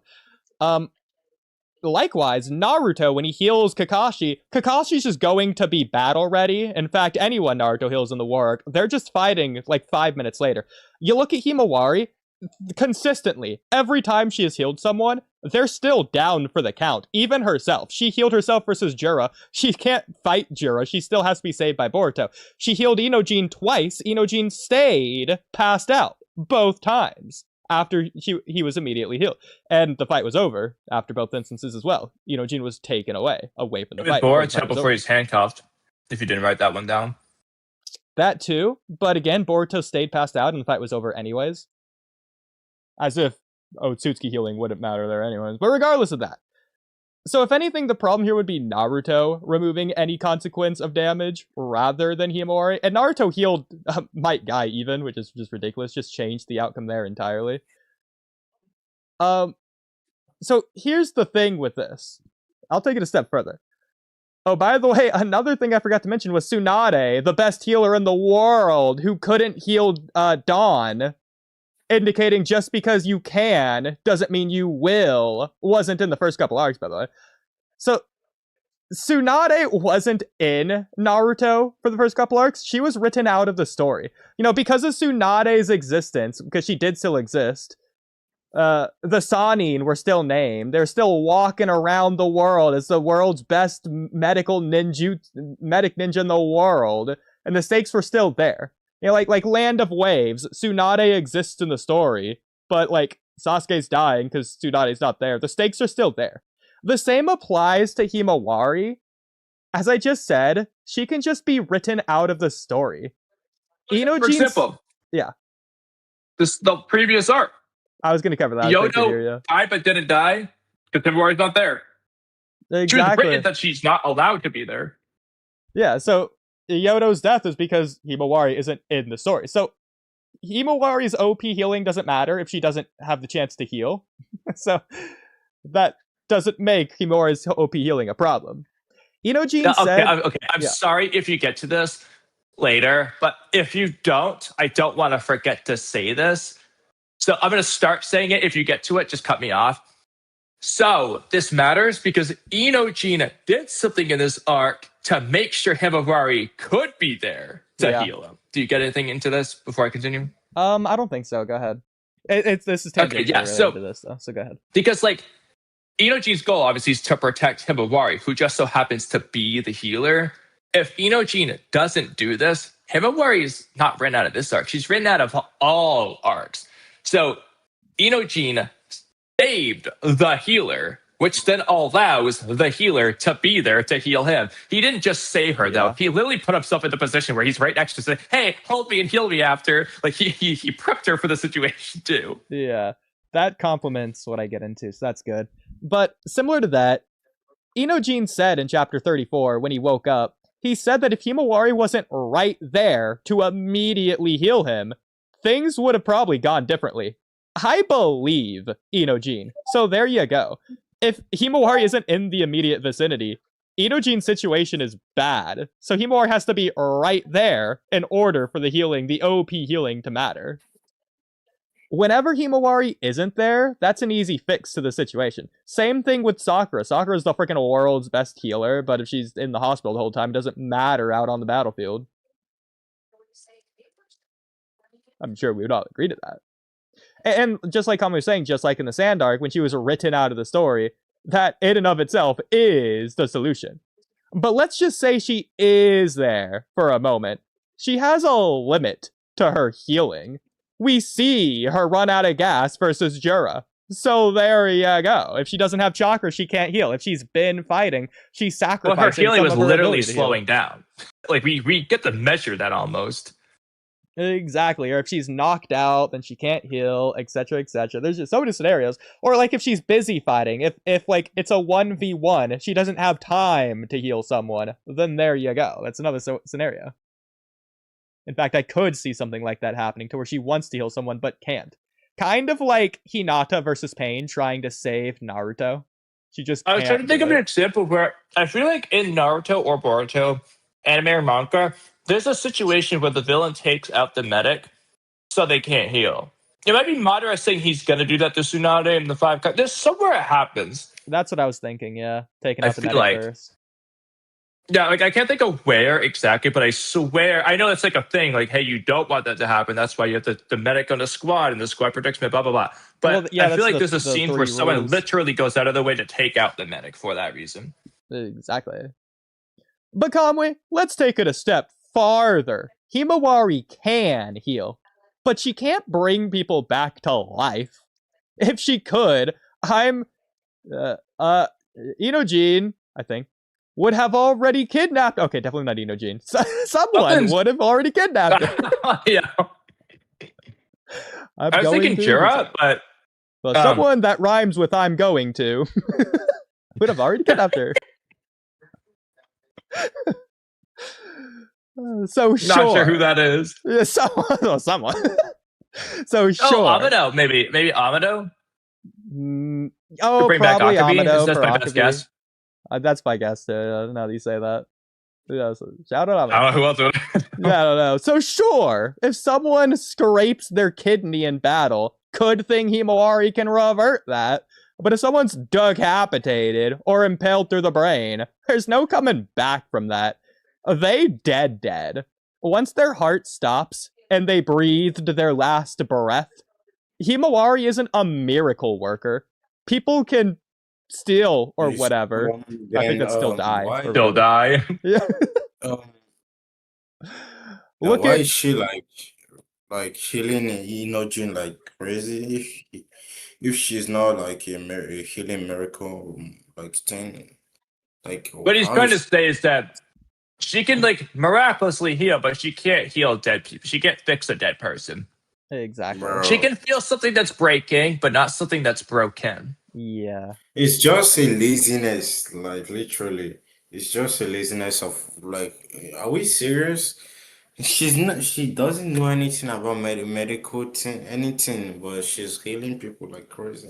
Well, Naruto didn't know anything about medical anything, but the Nine Tails chakra healed him. Wait, and other people. Yeah. In fact, Naruto says in the Boruto era, he doesn't have any medical ninjutsu knowledge. But it's not even the same like thing. Are we talking about? We are not talking about. It's not the same subject, you know. Naruto regenerated a whole ass lung and shoulder in part 1. He gave Kakashi an eye. He brought Shikamaru back to life, basically. In the war arc. Like again, Himawari is better at healing than Naruto, or at least for other people. And also Jara seems to think she's better at healing, but it's not like Naruto wasn't doing the concept. Yeah, exactly. Also never heal anybody except Kakashi. He heals people in the war arc. They don't have like a specific set. They impaled a hole in their stomach type of damage, but they're all damaged and being healed. He boosts them. He didn't heal them. He boosts them with chakra, but he never like healed nobody. I don't think so. But He literally does have to heal Shikamaru when he's got like Divine Tree captured. Yeah, the scraps and scrapes on him go away. Him with chakra, that's why. And I think his immune system helped him, I guess. Well, there you go. Well, that would be healing then. So No, it's not. It's boosting. Rejuvenation. It's not healing. yeah, he's boosting their healing. Okay, so yield. No, it's not. Wait, boosting and healing is not the same thing, you know? Well, then I can just argue that Himawari is boosting Inojine's healing so much that Inojine heals himself. We're just gonna run in circles then. The issue with Imari is that it's gifted from the beginning. No effort. It's trash. It's not cool. It's not awesome to see on screen. Like when you It's see not Naruto, earned, but it's given. So I get into that later. I do address that. Not immediately here yet, but we'll get to that. Just Well, I don't putting think this is laziness. on. Healing is a solution. Because they wrote in How? a solution, they can write in more problems. If they don't write in the solution, they can't write in those problems in the first place. So you're getting to write in both rather than neither because of this. It's the opposite of laziness. for me, the thing is how Naruto got his power in the first place. That make it rewarding, literally. Genre, when you see Naruto be able to do this thing, it's more. It just feels better because Imari just doesn't. Like Imari doesn't have the. For me, at least, it just doesn't feel rewarding. Imari do that because she did not earn that power, so it's not the same as Naruto. So again, I get into that. For now, I'll say I understand that, but not everyone is always earning something. Naruto didn't earn his Nine Tails. Like what you are saying right now. You but don't just like- understand what, like you don't understand it. That's why you keep like arguing, I guess, about. Well, but hang on, because Naruto wasn't earning his Nine Tails either. He was gifted it unfairly, so you could argue. I mean, yeah, we can say he was, but what was the sacrifice of the gift? His parent I mean, Well, then you can argue died. the same thing for Himawari. We don't necessarily know this is the case yet. But it's possibly because Naruto did Baryon His mode. parent is not even dead. They are still like they can be back. Well, yeah, if Kurama never dies, then who knows? Maybe Kurama stays inside Naruto instead of goes to Himawari. Himawari might not have Naruto, or the Nine Tails in this case. So it's still based off of a sacrifice of another individual. I don't know how y'all do to like Boruto, but I mean, And besides, we don't know the sacrifice until way later, until basically the war arc when it's revealed Naruto's parents did that, sacrificing their lives to give Naruto the Nine Tails. You could imply that based on episode 1 with the fourth Hokage, but we don't know what that means. The first episode we could see like the four Hokage die, I guess, but like. But that's different. It's completely different context, I feel. But it's still the same thing, right? No, because he's not doing it for Naruto, based on what we know in episode 1. He's not related to Naruto, based on episode 1. That's just some random baby, and he's protecting the village by stealing the Nine Tails inside of him. But we know Naruto has the Nine Tails because of that. We also don't know it's the Reaper Death Seal in episode 1. As far as we're aware, it's just the fight cost him the life, not the sealing. We don't know that until when Hiruzen does the Reaper Death Seal and the Konoha Crush arc. Yeah, so Land of Waves, everyone's favorite arc of all time, Naruto versus Haku, he goes Nine Tails mode. Why wasn't that unearned from the audience's perspective?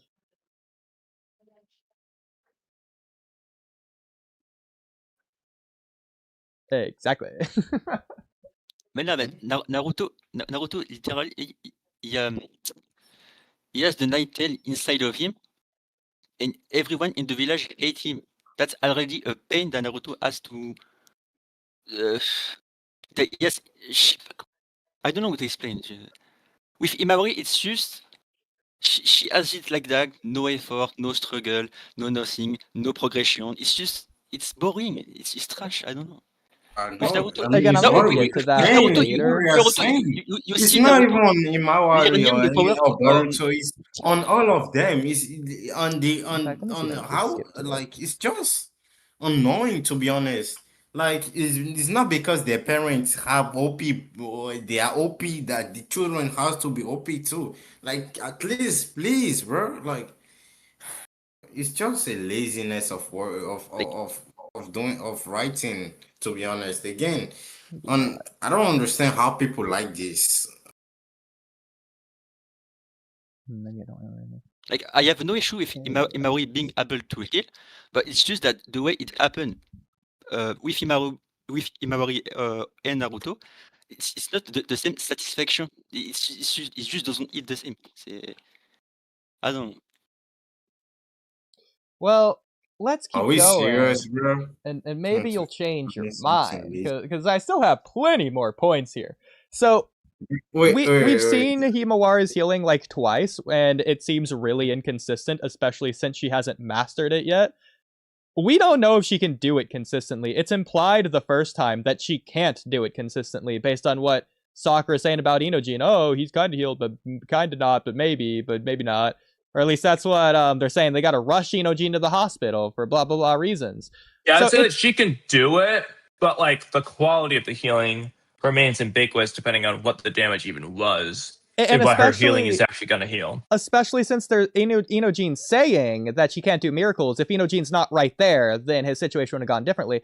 So if they time it right, or if Himawari just can't heal immediately, then it's going to be another situation of what happened with Tsunade and Dawn. Tsunade's the world's best medical ninja, but Tsunade failed to heal Dawn, despite getting there in time. She's still there when Dawn's still alive. World's best medical ninja is actively healing Dawn as he's still alive, but Dawn still dies, because she doesn't get there in time, or the damage is too intense, or whatever. Also, same can apply to Himawari. For Himawari, though, it might not even have to be whether or not she's in time for them to die or not. There might just be, they're still alive, but it's still too late point. Exactly. So there's like a lot of ways to write in this. Asuma was alive, but it was too late for at least a medical ninja of Ino's caliber to heal him. So I'm not going to call it lazy yet, because I think because they wrote this in, the healing, they can just write in more damage, which is only a good thing. But I'll get to that in a minute. Anyways, let's keep in mind, by the way, people are out here spamming tailed beast bombs in the story now. Code is willing to slash throats again. Orochimaru atomized that one girl in the anime. 99% of the time, whenever someone is hit, it's lethal. And there's no coming back from it. Healing doesn't matter at that point. If someone gets particle styled into oblivion, there's nothing left to heal. If someone gets poisoned, can Himawari even heal that? But taking the same idea even further, once the opponent realizes that the good guys have someone in who can heal, which should be right now, considering Code has been listening this whole time apparently, and we should have seen what happened with Mamushi, and should have, let alone Jura already knew based on his first invasion, despite him being written stupidly and not knowing for whatever ridiculous reason about Inojin. Okay. I couldn't hear you for for some reason before. Move on. So I've pretty much confirmed, Kamui, during this Hunter x Hunter talk, I basically confirmed the thing that I thought I wrote down. I apparently just clearly didn't write it down, so I'm just gonna have to remember what I said, like in the best concise way possible, since it's just not written down anywhere. So you guys like the end of Naruto when it comes to Naruto and Sasuke not dying. Yes. So maybe the idea here, Naruto and Sasuke fighting to the death, that would have been the easy thing to do. That's what everyone expected them to do, to keep the cycle going, the Indra and Ashura stuff. But Naruto said, no, I ain't Ashura, and Sasuke ain't Indra either, in his most country bumpkin way possible. He said that. I was gonna say, like, yeah, the country bumpkin thing. So Naruto chose the hard route. He's going to fight Sasuke, and he's going to defeat him, but he's going to do so without killing him. And Naruto's not going to die either. He chose both. That's the hard thing to do. The easy thing would have been to fight Sasuke to the death, or to kill Sasuke. Naruto, by choosing the hard thing, is doing the exact same principle as what Inojin did. He decided that he's going to defeat Mamushi without a sacrifice. That's the hard thing to do. At any point during the arc, he could have done the mind transfer jutsu, and he could have sacrificed his eyes, and if Himawari is not there, then there you go. Inojin didn't do that. He dug deep down, and he struggled to do the hard thing, which resulted in no consequences. Why would it be bad in the case of Naruto, but good in the case of... Or sorry, good in the case of Naruto, but bad in the case of Boruto, when it's the same idea? Kaine, if you want to answer this before you go, this will be your last thing. Possibly. Maybe. Kaine, if you want. Well, he already left the stage during Oh, the other really? It says debate. he's still on the stage for me. But if he's gone when you're in the... Maybe he rejoined, because I was going to say earlier, at least, it showed him as gone. Exciting debate, just to... Fair enough. All right. Well, thank you for coming on. Well, Waris, do you have an answer to my question? Huh? Who? What? You. Wait, what was going on? What are we talking about? Were you listening to him at all? I mean, I didn't even hear what he said. So I'll recap. Why is it bad that Inojin does the hard thing by having resulting in no consequences, but when Naruto does the hard thing and doesn't kill Sasuke, that's a good thing? From Hunter x Hunter, let's go back to Naruto versus Boruto, the original example. When it comes to Naruto versus Sasuke at the end of Shippuden, let's just say that at any time, Naruto could kill Sasuke. He's so much stronger than Sasuke. He could just speed blitz one shot and take his head off. What? Let's say he could do that. Naruto doesn't want to kill Sasuke, but at the same time, it's not on the table to not defeat Sasuke. He wants to fight Sasuke, and Sasuke is a problem that he needs to deal with. So that's the real struggle. The struggle was never with defeating Sasuke. That was going to happen regardless. The internal problem of this fight comes down with Naruto's struggling with not wanting to kill Sasuke. He's going to defeat Sasuke, but he wants to find a way to do that without killing him. The same would apply to the Inojin versus Mamushi situation under a same hypothetical. Why would it be lazy in this case? Because the alternative is, okay, Inojin just has a kill Mamushi button at the very beginning of the arc. He could press that button at the very beginning, or he could press that button at any point, but that's gonna also sacrifice Inojin's eyes at the same time. Inojin at any point during the arc can defeat Mamushi. That's not on the table. That's not up for the debate. Inojin is going to defeat Mamushi because he wants to save Himawari. The question is, and the conflict, the struggle, is Inojin is looking for any way to defeat Mamushi, which is something he can do at any time, without sacrificing himself. That's the struggle of the arc. That's not lazy. It's the same thing as Naruto in this case. Because, for example, Inojin could have, hypothetically, instead of saying crush my eyes, told David to just crush all of me and died on the spot. Okay. But he has to come up with a way to where he doesn't die. And he can live with Himawari in the future. So I guess it's two questions if you want to see it that way. Is one, why is it good for Naruto but bad for Boruto? What's the difference? And then two, why is it lazy? What's that? So, to be honest, now I'm a little bit confused. Are we still talking about Inojin? Like, I don't quite find like the point of him getting. We never stopped talking about Inojin's eyes. we never stop. Okay, because we were speaking about Mello, we were speaking about Gun, we were speaking about all these people. So I'm now confused a little bit. So now I just want to be clear. Yeah. I did say we're gonna go away from Hunter x Hunter to come back to the Naruto Boruto comparison. So yeah. So looking at Inojin's eyes. If you want me, okay. I mean, so how do you want me to take examples on? But okay, if it doesn't quite disturb me, but. Well, the question would be, why is it lazy in the Boruto case? Why is it lazy? Yeah. Why is it lazy? Okay, it's lazy because what is the I made something up. So for example, I sacrifice myself for example, someone I know. If Inojin got to that point at any point earlier than that, there would have been the sacrifice. if he doesn't do the struggle he did up until that point of the arc to realize what he needs. He's on a ticking time clock. Eventually, Mamushi is going to win. He's going to, I guess, kill Himawari. Inojin has to figure it out before that point. Otherwise, Inojin's going to have to sacrifice himself and he will lose his eyes permanently. So Inojin has to figure it out before then. That's the struggle. It's similar to Team Inoshikacho in the Forest of Death when Sakura is fighting the Sound Ninja, Zaku, Dosu, and Keen. If Ino doesn't come out to save Sakura, eventually Zaku's just going to kill Sakura. If she comes out after that point, it's already too late. Inojin has to make up his mind before Himawari dies. That's the ticking time clock, and he can't let that happen. In the same way, Ino didn't want Sakura to die. That's why she's jumping out, which is coming at a risk to her and her whole team. She didn't have to do that, but it's the right thing to do. It's what she wanted to do, deep down. It's not the exact same, but it's close enough for the comparison. No. Oh. So for you, you prefer him to get his eyes back? Is it what you're trying to tell me? I prefer him getting his eyes back after all of the growth that he went through throughout the arc.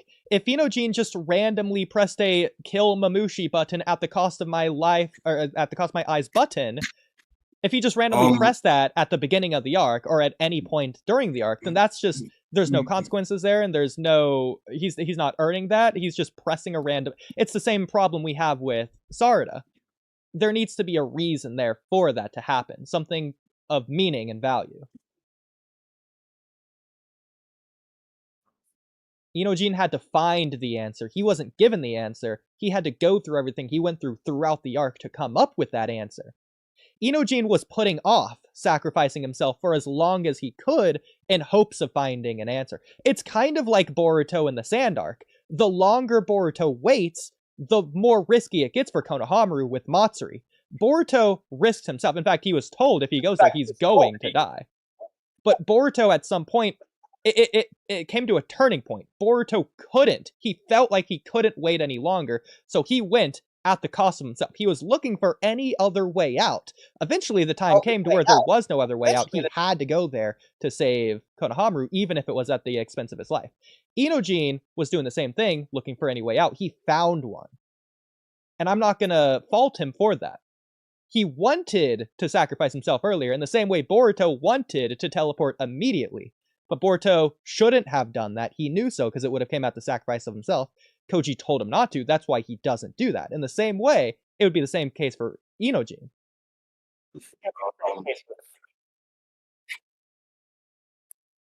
Do you agree, or thoughts?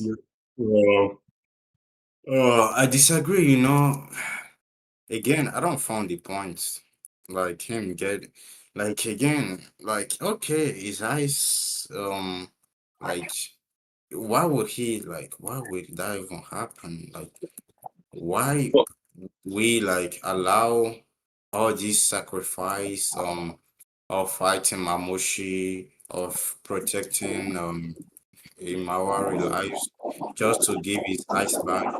The fact that he already like he already came and repaired him, like it will be twice, like it will be just stupid. Like since when did she become like a healing ninja? Or whenever, like at what point in the story did I miss? Because I know I missed a lot of things, but I didn't know that she was that OP to be like healing anyone, even in a fatal death like situation thing, or like blindness thing. So okay, that's okay. We'll get away from what is the point of the sacrifice of the sacrificial of Inojin? I wanna say so.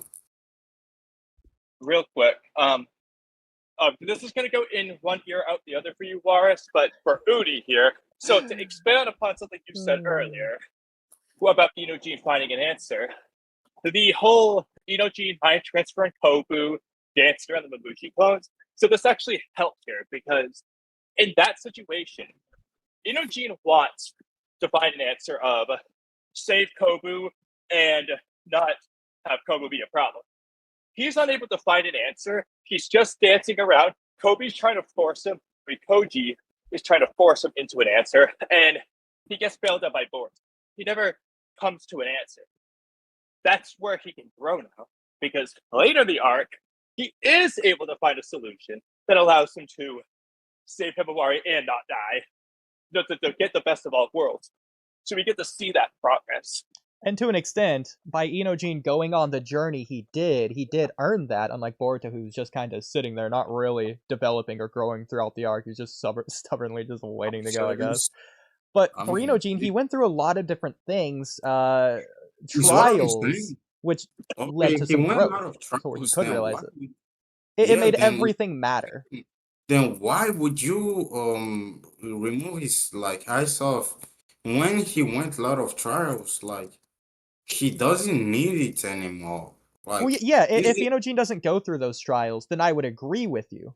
But because Inojin went through those trials, by getting his eyes back, it makes those trials matter, because he only did this knowing that it was going to happen based on those trials he endured. First of all, it would be a great thing if he didn't have his eyes on. I mean, on again, like if he didn't went to those trial like he get his eyes on, like what, like at this point it will be just like for free, like we're giving eyes for people for free, like. Well, it's not though, because it's not that. It's the type of damage. Inojin chose a particular thing that could be healed. He wasn't just stabbed. To be honest, for free. Go ahead. To be honest, I don't think he needs his eyes. Like it can be also be a good thing if he doesn't have his eyes on. For example, with that he can do a lot of things, like a lot of things, a lot of great things. Instead of using his eyes to draw, I guess he can use it to use it to listen on, which would be way better than on many things. Like when you lost something, you get it twice back. Well, like again, I'm not saying that they couldn't have done that concept, but I'm going to repeat something I said earlier. If Sarada wasn't in this arc, you could have a point there. But because Sarada is in this arc, she does the things she does, she has the consequences she has. Now it's important. To be honest, I don't even care about Sarada, so. Yeah, okay, but Sarada's integral to this because she's there and she does what she does. It matters all the more that Inojin has a different result. Otherwise, you take away from Inojin's journey. Because Sarada did not have an equivalent journey to Inojin in this arc, so she should not have the same results as Inojin in this arc.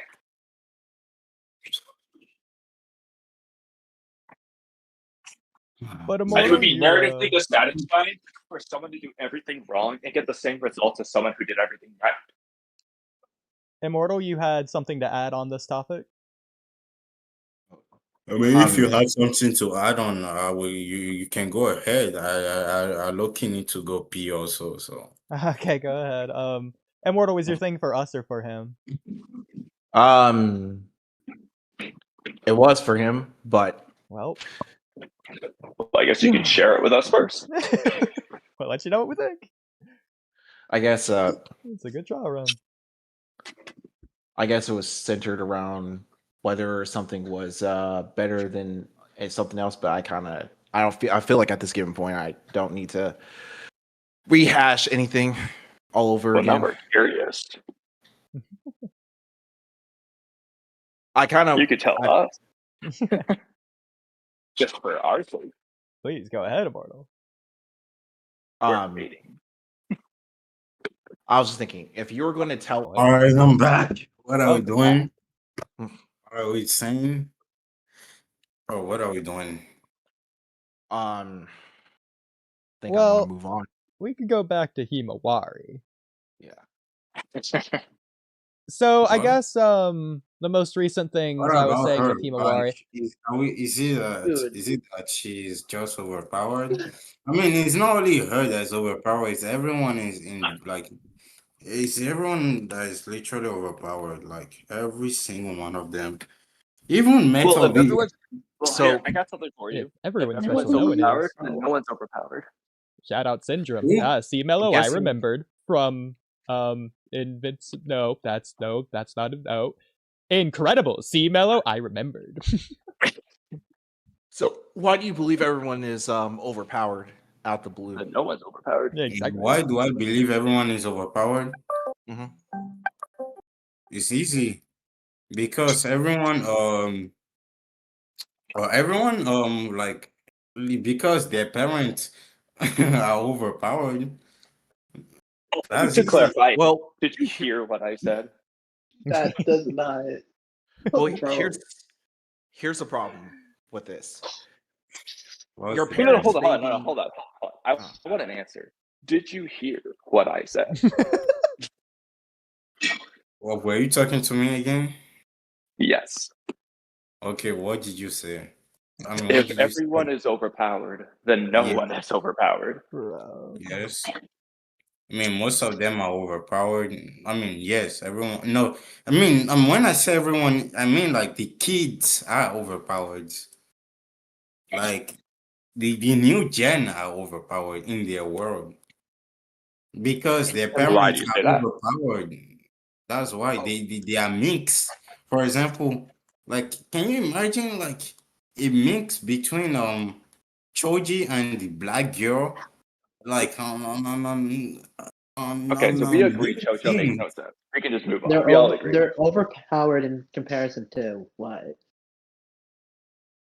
What do you mean? Well, no. Chocho just doesn't make sense. We all agree. We can move on. There is no saving Chocho. We agree. You're The worst saying thing ever written. overpowered like it's like a bad thing, So I have a question. but like it makes sense for them to be that strong. So I'm confused. Well, some of them. Anyway. Well, Not Chocho. Chocho doesn't make Most sense. of them. So I have a question.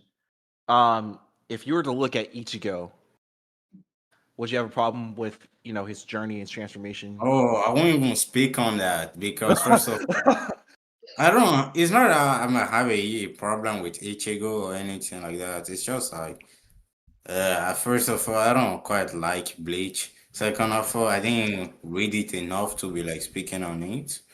So So what about Well, that's fair, Dragon 'cause Ball? I haven't even seen it. So The characters get like Dragon Ball, exponentially more powerful. I don't like a show that's still running, or like I don't like a show that's these like they're trying to. I just don't like Dragon Balls too. Okay. Mm. Shout out And, Japanese just history. if we're still talking about like Oh, that's overpowered Haku, for- by the way, in case you forgot.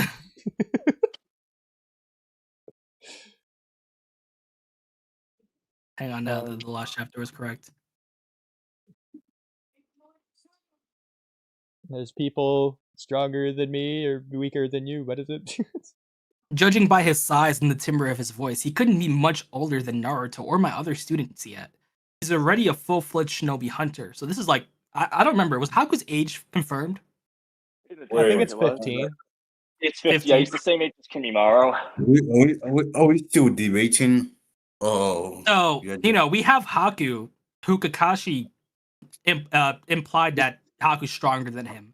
Zabuza Zabuza also also implied, yeah. also basically verbatim said that Haku's stronger than him. Not to mention Haku was doing one-handed hand seals that even surprised Kakashi. To be honest, I think you have to bring on watch Boruto in the call.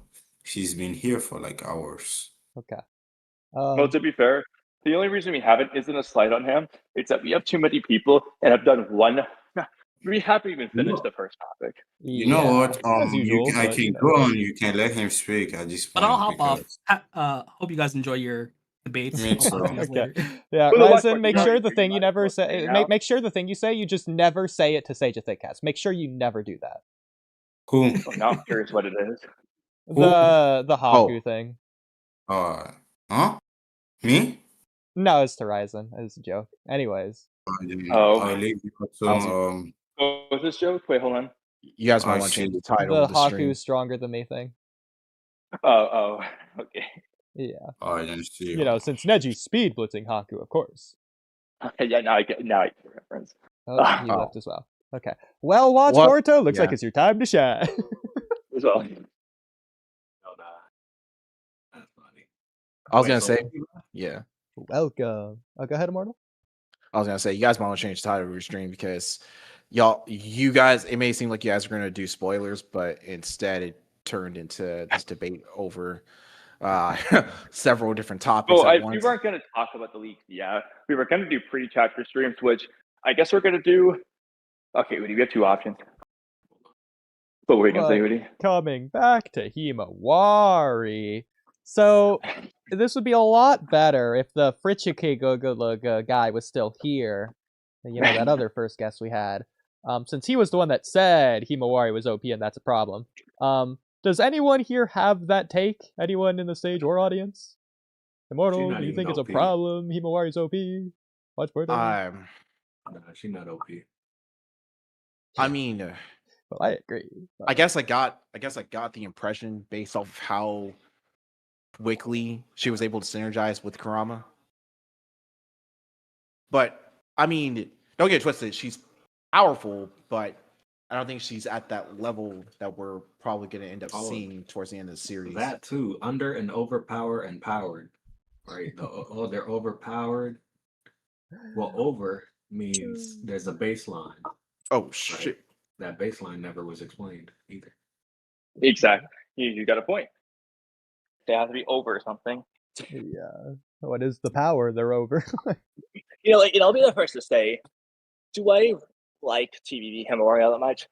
No. I don't have that much I've been pleased about, but I don't think she's overpowered in this running story. That's not an issue I have. My issues lie elsewhere. Yeah, obviously she wasn't really a character in part 1 at all, especially in the manga, but I like the concept of Himawari. Exactly. I love her in the anime. Yeah. Okay. She's more of a character now, but I don't know. I'm not really digging it as much. Yeah, I'm guessing it's more so I had a Damn, problem that boy with running me up. Holy What's that about? Oh shit. I'm guessing I'm more so I had a problem with the fact that, you know, when in chapter 70, I think it was chapter 76 or 77, when Damon was, you know, gauging at Himawari, he was I think it was more so I was expecting him to gauge more like at an Otsuki ability that she might have had hidden deep within her.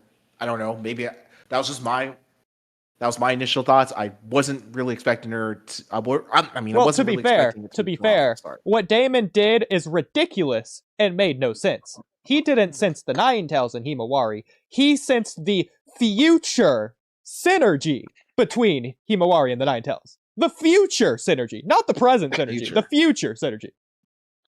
He sensed that. That's what he sensed. So what? Somehow. He has. Yeah. So what? He's got like some sort of what? Unexplained thing. We agree. 10 directions apparently. like some sort of prescience ability, whatever. Yeah. Yeah. I can't really explain it. It's Damon already has power from Shibai, so it's not really like I don't think that would be a surprise to me, honestly. He might potentially have other abilities that we may not know of. Yeah. Well, I suppose getting back to Himawari, and it's gonna be a lot quicker if no one's here to disagree. So I guess that's a good thing, if anything. It's a blessing in disguise. I mean, but honestly, Himawari, I'm honestly at this given point, I really don't mind Himawari and Kurama, as long as actually, you know what? I'll just wait. My thing is, it's weird that Himawari's not doing anything new or different. You can say eyes are the most complex thing she's healed, and there were no consequences I as don't know, opposed to man. before, She where killed it's implied there might be. I think that's equally as complex. Yeah, but she's been having OP healing. It's also weird to complain about Himawari's OP healing when there's other healers in the verse. Sakura has OP healing. Yeah. Oh yeah, she was able to come up with an antidote within like what? Well, I mean in Two Blue Vortex. She's in the Leaf Village at the hospital. People don't complain about her. Oh, I think it's more so they don't see her out in combat. I mean, she's technically a combat medic if you think about it. I've never heard people make the complaint. I mean, I guess it's more so they really want to see her in action instead of her being at the hospital. Yeah, because now that I think about it, the Shinjus are a problem. So why wouldn't you want to get anybody, especially someone like Sakura, out there in the field to see exactly what's going on and see how much they can aid in stopping the Shinjus? Yeah. Mind you, she knows Sakura's in danger now, and she's just gonna not join her. I just think Ikimoto could have done a little bit more with her than just that. But I'm gonna say a lot of it. Well, coming back to A little Himawari's healing, though. So I guess just to do a little bit of a recap, there's a lot of ways you can write Himawari out of the story to where she can't heal, so that makes the healing not OP. You can have the healing not OP by limiting the healing, such as introducing poison, or having attacks that are so strong that can't be healed, or that will kill you, like particle style.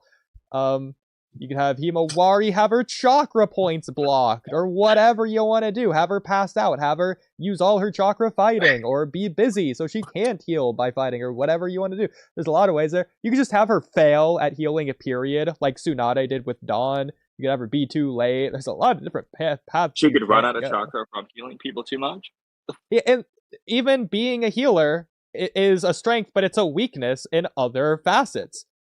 She could become a target because she's a healer. In fact, that's the only reason Jura won her in the first place, because she has the Nine Tails. Not because of her healing, but because she has the Nine Tails, which gives her healing. But also, it just tactics strategy-wise. Frieza on Namek from Dragon Ball, which Kamui hasn't seen. Frieza on Namek. Once Frieza realized that there's a healer, Frieza targeted the healer. You know, the same thing that Madara's doing to Tsunade, targeting Tsunade for the same reason. Once they kill the healer's dead, and they can't heal anyone. And then the healer can't be healed either, obviously. Yeah. Characters have the attack to just remove your physical body entirely. But, like, there's so many ways they could just do that. They'll just do that and be more dirty and brutal and mean and ruthless and crazy about it. If anything, it's the opposite of what people say. The stakes are even higher now because there's healing. The villains will hold back less. Not just conveniently being written that way. It makes sense in universe. Well, actually, also, you have a precedent. You can just seal them. Jigen does this to Naruto because of his healing, so he seals them. Himawari can't fix that. Yeah. Again, it's removing the limitation. Ikimoto can have characters hurt more because there's healing now. You can go further with it. Take it to a farther extent. But let's take it a step further. Himawari has healing. So freaking what? Karin had healing. Team Taka is still lost badly versus Killer Bee. Again, didn't change the outcome. Naruto had healing. He still tied versus Sasuke and lost versus Madara. Naruto had healing going into the Ishiki fight. Were all stakes removed then? Don't be wrong and stupid. Healing doesn't negate an opponent being much stronger than you. That doesn't just go away. Especially if they don't even have the time to heal because they're just that strong. Or if they realize and separate you, like in the case of Naruto and Sasuke versus Ishiki. Like, genuinely, what are people not getting here? Like, oh no, Himawari healed 2 fingernail-sized wounds. Big whoop. That being, Inojine's eyes being the size of fingernails. All stakes now immediately, permanently, automatically, passively, undoubtedly removed as if Himawari couldn't have done this before? Jeez, even we give Ikimoto more credit than that. He's not that uncreative, is he? And anyone who disagrees is bigger. Like, the only critique I would give on this end is that they've yet, this isn't necessarily a critique, but they've yet to give us an upper limit. So we just don't, we don't have the mindset of knowing, okay, this is where he tapped out. We just don't know what that limit is, which you can argue, but it still leaves you uneasy at the same time because you don't know. That means if the hand gets chopped off, you don't know she can heal it. Whereas if you already did, then you would just know it's fine. So it works. I mean, to an extent, you're not wrong. It's still a little bit, it's still ambiguous to an extent, but we do have some kind of something to go off with. What Gene said in chapter 34. If Himawari wasn't right there to immediately heal me, would have gone differently. Yeah. That's what we This said. reminds me of Damon. And again, obviously she can't heal a body that's been entirely eviscerated, like with Particle Style. And again, like Jura and other characters are just launch and tail beasts, just flinging them left and right. Characters are being eviscerated. But like the power scaling is so high, pretty much any attack is just gonna atomize you at this point. Again, look at Orochimaru, what he did to that girl. Freaking Thanos stabbed her. Himori ain't there's a healing lot that. of one-hit kill jutsu. I mean, like, and we've been seeing it with the Massacre Senguns from Borushiki and Morum. Exactly. A giant. Like, we're at that level. If Boruto sword swipes someone's head, cutting their brain, killing them immediately, I don't think Himori is doing just the Matsuri.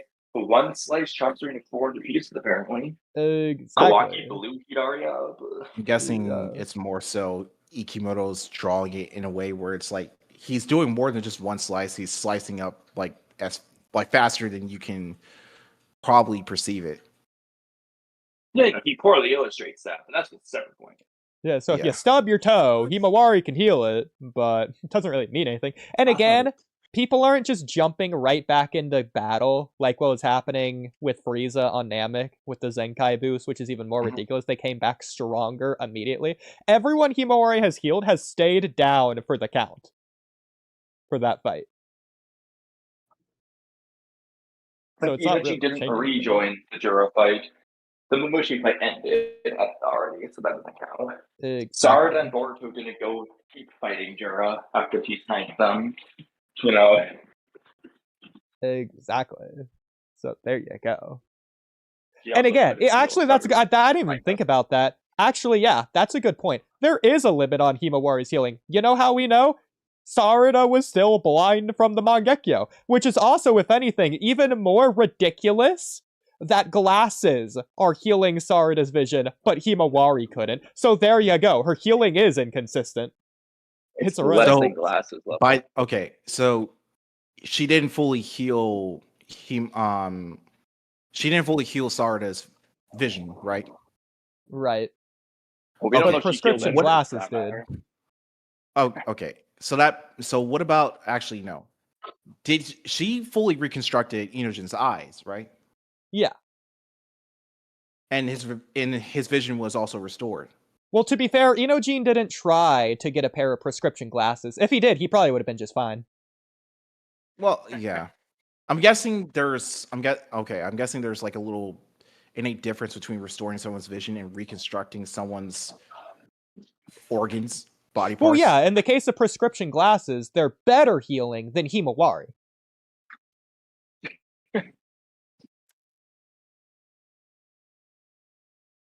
The glasses. See, that's why it becomes even more ridiculous. I forgot that happened, so that just makes it even worse going into this chapter. Exactly. Yeah. I have to ask yourself, okay, so like, I can't Himawari fix it. Exactly. Like, what's she lacking? Yeah. Because again, if you want to do the whole myopia versus some underlying disease thing, okay, so glasses are fixing diseases, but Himawari can't. Doesn't make sense. It's ridiculous. I just don't get it. But since we all agree, I guess that solves the Himawari situation. Boruto watch. In fact, I don't think we've had this conversation with Immortal. See why Mello doesn't like you. He doesn't like me because I called him out for being a hater, and then he made a video saying Boruto is a trash character, and then he made a back-to-back part 2. That's why he doesn't like me. Because he got called out for being a hater, hiding it to profit off of that community, and then made a video proving my point, profiting off of that community. You called him out for complaining when he said he didn't want to complain. No, I called him out for being mad at y'all. No, the C word was what you were calling him out for. You remember the C word. No, I called him out for complaining, and then when y'all had to censor yourself, Oodie, you remember this part. That's not what we were doing. Actually, Oodie would say, oh, well, we're not censoring ourselves. That's just our thing. And that's how we all It is. It's a thing. We have a watch Barto. So we have to prove the existence of that, right? You I'm just pulling put up the right now. Where existence is it, of them Oodie? saying Where that? is the word thing? Is that Yeah, pin I'm pulling it messages? C word. I'm gonna The search alphabet. Right here. Walky genetics. Talky alphabet. I got it. Here, I'll share my Okay. screen since that happened. It's censor. Literally, just censor. Yeah, I'm gonna add No, censorship it's not. too. By the way. It means complain in this context. Yeah.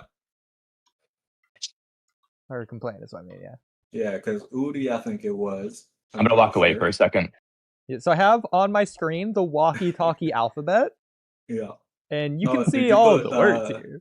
Go to W and put watch Boruto. Gotcha. And, that's funny. Go down a little bit. Yeah. That's so What do y'all good. even have? Y, wavelength, and white karma. What is that? Some other argument shit? Yes, all of these are not arguments. All right. Rasengan, scientific ninja tech, spoon feed. Sabao. Wait, put Sabao. That's funny. But spoon feed, what is it? The author spoon feeding the audience? Was that the argument? Or is it I don't remember the arguments for half of these. Okay. Bourbon C is the funniest. I don't remember what this one is, but I remember this was the most ridiculous thing Bourbon of all C. time. Yeah, I don't know that one. Yeah, it's something, all right. So it says by the Mello's way, here and typing. by the way, I looked up the. Oh, hang on.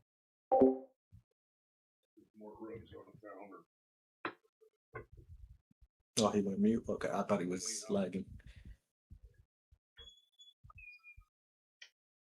Okay, I'm back. So Progress here. Mello. Can you guys hear me? What's up? I'm What's good, up? Mello. Yeah, we do, Mello. You guys have a different topic of discussion? Thank you, bro. No. Yeah. I mean, all you had to do was answer outside or inside, you know? So Kamui, not gonna lie, I want to do the code thing, but I already did the code thing out of order, half of it anyways, with Mello. We don't need to do that again. I wouldn't do it in order in the whole thing, but is there any other actual chapter 34 things we need to cover other than that, which we don't need to do right now, technically? 34? Well, there's probably plenty of things I put in there that I already forgot what they were. Somebody knocking? Hold on. Oh, this was knocking on my funny. door? Kamui, this doesn't actually matter. I think we might have even already addressed this, but this one. Let me go look at yours for a second. Why did Boruto say bug was Okay. slow rather than Maybe I need to go way back in the disco. Oh wait, sorry. Why did Boruto say bug was too slow rather than he was too slow? Which is another Viz thing, by the way. He didn't say that in Japanese. Actually, this is a good point. So watch Boruto. This doesn't make sense in English. They're changing the meaning, which is what they did with the oh yeah thing technically, but yeah. Are you serious? This is the worst thing we could have picked. No, bro. Take something new. What? Bug was too slow, rather he was too slow. What? It's a Yeah, translation Boruto thing. says that bug was too slow in Viz, not that he was too slow. In Viz? Yes. Let me see. Are you saying that he should have Mamushi? I'm confused. Not gonna lie, Kamui, is it not the opposite? Is it in the fan translation but not in Viz? Maybe it was the other way around. In one of them, it was. I know that. Let me just see real quick. That's why I was like, let me see. Yeah, no, I think it has to be because I feel like the the only reason you wrote this is because you were confused because we read the fan translation first. Yeah, obviously. okay, it was the other way around. The fan translation had it wrong that time. Okay. I'm about to say. Because he definitely. I just knew one remember of the that. ways. I remember I knew that one for of the sure ways. because that was one of the things that I was like, fuck, why did this happen? On that. When he said I'm too slow, I was too slow or whatever. When Oh, do you think it was wrong that he said that he was too slow and it should have been that bug was too slow? I'm not, hell no. I'm talking about him even being in that position, you know? Well, Mello, if you're still chapter here, spoilers came out. They have. But I don't know if they want. We'll be reading those fairly soon. LARP? That's your what's your like actual name? That's your actual name? Does this best sum up your hatred? you can call him Certain V. Oh, I just wanted to say hi. I don't think I've like was officially introduced to him. I didn't want to be rude, but that's all. Please continue. I don't know why I or don't. clarify. I don't know. We not Mello, get to okay. translation point. So Yeah, Mello, whatever suits your boat, you know. Whatever. so Mello, if you look at my screen, does this best sum up your insatiable hatred of Hokage Naruto? Oh, you This don't like is Naruto? Saddest moments in Naruto or Boruto.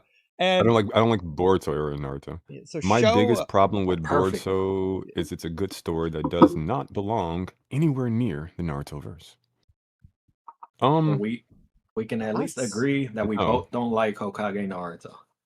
That's good. Yeah, I thought I we don't weren't like gonna Hokage agree Naruto. on like anything really, but that's crazy. We both don't like. I mean, it makes sense.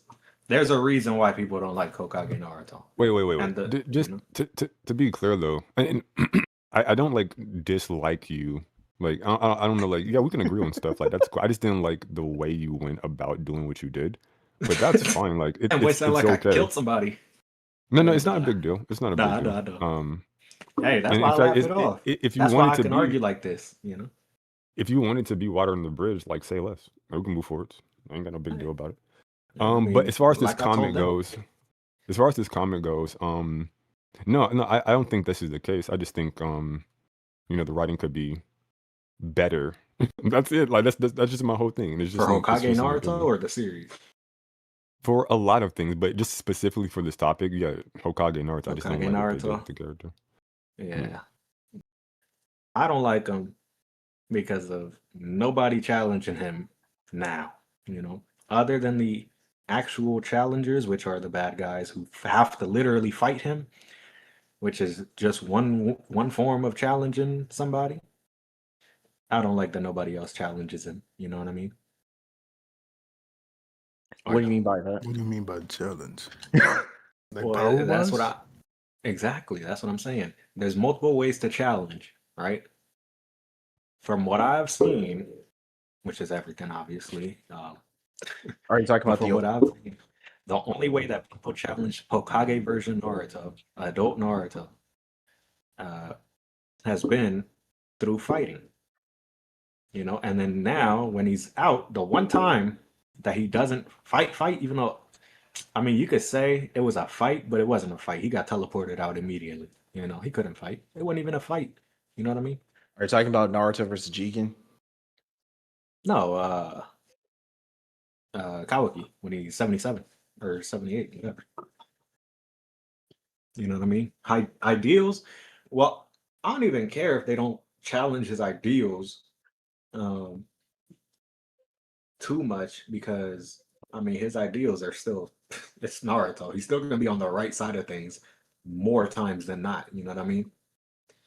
But the one time or the couple times that I believe, because it's me, I believe he was on the wrong side are that detrimental that is what I come to, that I don't like this version of Naruto. You know what I mean? Or no? Do I gotta specify like examples? Yeah, throw an example in there. Yeah, I knew y'all weren't because I'm telling you, but what does he say? Well, the original was the Hokage Naruto, and then they moved me back over to Sarada. I gotta go find it. Yeah, the examples of Hokage Naruto so that getting I back to don't that, like. I'm right, curious 'cause what I- everyone else thinks about this. Might as well ask it. I feel like everybody likes Naruto, right? It's just a minority that don't. At least I am. Well, the I idea have here would be the three that we connective could do. tissue. Like it's continuing some of the things from Naruto, but it's also telling its own story. So obviously it's connected Naruto, but maybe it would be better off for both Naruto and for itself to not do that. The only problem I have is that now that you've introduced Otsutskis, you would then have to explain where they come from. Do you and mean why for the Naruto series rather than for Boruto? I feel like yeah, it should do that. Well, based on the Naruto manga, this is actually crazy in case you didn't know this. Shout out Trippy, the thing I've referenced before. In the Naruto manga, ignoring the Boruto movie, ignoring the Boruto series, ignoring the Naruto the Last stuff, ignoring everything else, Naruto manga, ignoring the Naruto anime. In the Naruto manga, there's nothing saying Kaguya came from a different planet or whatever. There's nothing saying she's an alien. The only thing we have is she came from far away. That could just be a faraway land. That could be the land of Radaku. Like Radaku. Honestly, it could mean that Kaguya may have came from another dimension or maybe another realm. It could, but there's nothing implying that in the manga. that kind of It you also excluding like the data books and stuff? Yes. Yeah, it kind of leaves everything. Yo, okay. To be fair, I don't know if there is anything in data books on top of my head. Well, similarly, Hagoromo isn't viewed as an alien. He's viewed like a god, and there's a difference between that. That's true. Hashirama's viewed as a god. He's not an alien. The only reason why it's an alien is because of the fact that Ikimoto kind of changed up everything. Well, not really changed up. Kishimoto too. It's the Boruto movie, well, I guess the anime too, but the Boruto movie made it clear these are alien invaders coming from outer planets. To be fair, it could have been Kishimoto's intent from the very beginning that Kaguya was an alien. He just didn't make that clear in the manga.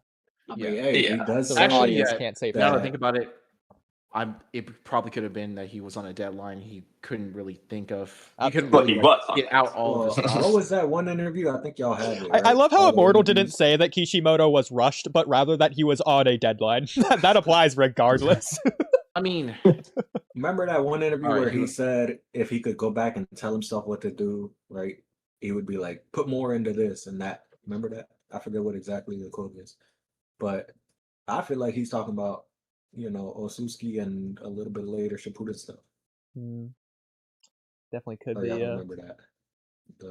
If you could go back and tell your younger self what to do or something like that. I don't know. That's interesting. Translated. I think it's a Luana Rocha, or not Luana Rocha. It's a 2018 interview. I love the way he worded this. It does not belong anywhere near the Naruto universe. Not just it doesn't belong in it, anywhere near it. Yeah, I don't understand what he means by that. He thinks it's a good story. Like a different writer could do it, but not. No, what he means is that the story of Boruto should just be in a different universe is what he means. Like, take the same themes and ideas of sci-fi, blah, blah, but take all that, but put it in a different universe is what he's saying. Because part of the problem, the reason I wrote this here again for the podcast topic for Mello about Hokage Naruto, of whom is not even written in the comment, the obvious implication is that Naruto is a beloved character from Naruto, and from Mello and Watches Boruto's perspective, they've ruined Naruto's character in Boruto. Hold on now. They didn't ruin Naruto's character for me. Well, it's that you guys don't like it, is the idea. Yeah. I never liked them. I mean, but I'm assuming you don't like that because of Shippuden Naruto and Part 1 Naruto, not because of Boruto era Naruto exclusively. That's not to say you can't also not like Naruto in Well, for Naruto, I was. Boruto story. For Shippuden, I was indifferent, right? He's still the main character, so I have to see him. It's a given. But for Hokage, Boruto, Naruto, no. Well, what I'm saying is that it's because of Shippuden in Part 1, you could dislike Naruto more. Not that it's the only reason, but if it is a reason, then there you go. At all. I don't know. I feel like it's really just because of the after, right? Because my problem is nobody challenges him, right? When was the last time Naruto was challenged outside of literally fighting him in Shippuden? I would say Pain, right? Pain would probably be the biggest one, the one that many people go to because of the whole Nagato talk, and even though, I don't know why they say they talk no jutsu. Nagato was the one talking. You know what I mean? So you're talking about people outside the Otsutsuki, outside the Otsutskis, I'm confused. Are giving him a challenge, or are you talking about like human challenge? Are you talking about power challenge? I'm talking about any challenge that isn't fighting. So no physical, mental, psychological, whatever other word you want to use. Any of that type of challenging, I didn't see that a lot in Shippuden, and then in Boruto. When I did see it, it was far too little, far too late. Like the politics of, I think somebody else was talking about they want to argue with Mello about government or something in Naruto. I don't know, but that was basically just a game of telephone of someone hearing something from something. It was already distorted beyond belief. Okay, good. I'm about to say, because the government in Naruto, I mean in Boruto, I want to see more, but not really, because that shit kind of boring, if it doesn't have Boruto in it, Like the Sarda arc. I mean the Shin arc. That was what 19 to 23, maybe 24 if you want to add it on there. But 19 to 23, 4 episodes. Boruto wasn't in it except for the beginning and the end of it when they come back to the village and when they leave the village. Not in that order. I did not care for that like that. You know, I cared for everything after that because it has Boruto. But no, an example, probably the biggest example was Shino. This why remember I told y'all other live ago that I was in. Shino was his best sensei, not Sasuke, and no, it is not close. Remember I said that? Yeah. But, okay, good. Honest, I still maybe I'm just slow, bro. I still don't understand what you mean by challenge, bro. I'm talking about like, all right. So look, this is what I believe Naruto is in Boruto. I believe he is far too unchecked. You know, in real life we have a checks and balances system. That's why I was like government. I'm like, oh, I want to talk about that, but checks and balances. You know, we got the 3 branches: judicial, executive, yada yada. Right? They all can counter each other, kind of. I don't see enough of that in Boruto. Or So you're not in talking Boruto, about- but for Naruto. Well, I definitely don't want to see the judicial Okay, and yeah, executive and So- legislative 'cause I branches thought- in. I kinda I wanna was- see that. So you're talking about Naruto's I thought you were governmental just structure? saying like mentally challenging Naruto. Well, yeah, but that's I'm talking about mentally challenging, but that's the path, that's a method that they could use. Have you know, seen? either- Okay. Using the anime? We just a will. person. We'll just either do one. really What- quickly. We'll Have you do I seen- guess 3 different topics. I guess 3. If And they- then There's we'll actually a end and take fourth a little one. I intermission. realized I Oh my God, miscounted. probably. If it's It's gonna not take that longer anime, than we then it's thought. even worse. But we You don't know have what to I do all. We don't have to do all of these. Okay. So we can- we'll speed Okay, run this. I'm just gonna include this one. This one is the most probably not, but I'll just include it anyway. I'm gonna do one more. So Because I do want people to remember it's 10:30. We need to take an intermission, and then we have to start the chapter. That's a different stream. It's gonna Yeah. be a while. There's this isn't another the one. chapter? This isn't the one. I mean, Wait, there's one where okay, here it is. wonder So this one Oh is my about gosh. the last one here. So some of these are more bigger than others, but I just said again, 4 is the most we could probably skip. I'd say of all So of them. I guess let me just ask: not does code exist in this chapter, but does code make a big move in this chapter? Yes or no? Chapter 35, the new one. Does he do anything? Are the You're spoilers talking about out? spoilers? The full chapter's Or out. Yeah. just- Does he make a just- I would big say move? Does anyone know? No, he doesn't. Not a big move, but subjective, big move. What is that? You know what I mean? Well, does he make his move? Does No, anything But did he do change? anything? Nah, I know just because of how it is with volumes, it would never have been this one. You know what I mean? Okay, then we'll skip anything code related, Kamui. We can do that. Okay, there's one about Sakura, and I know it's a touchy subject. It's not the same thing, but it's a touchy subject around here. What? I don't know if we should do that one or not. Confirmation. Oh my God. Okay, we're not what do doing you- this. We're not doing confirmation of hypothesis. No, we're not doing that. What? Okay, wait, which one are you? Which one are you looking at? The Sakura one one? that had confirmation of hypothesis in that. Considering what we just went through, I don't think so.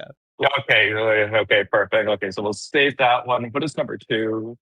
Jura or Hidari. Okay, so the other 2 are the longer ones. Then Yeah, and I'm assuming you want to do both of these messages in one, which is so long.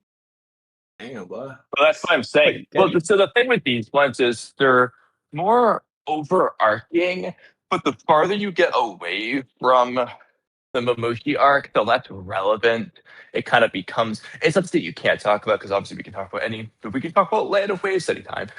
But it becomes more, you're not talking about the current thing to talk about an old thing the longer you wait. That's the only real thing there. I mean, I feel bad because I've done like all the topics today. To be fair, my topics, whereas they were long, but they took a long But yeah, time. your They topics shouldn't have have. only been a problem. They shouldn't have. Remember, you wanted to do this. Yeah, true. Okay. I'll leave it up to you. You can do it if you want. Okay, well, I mean, we might as well do them.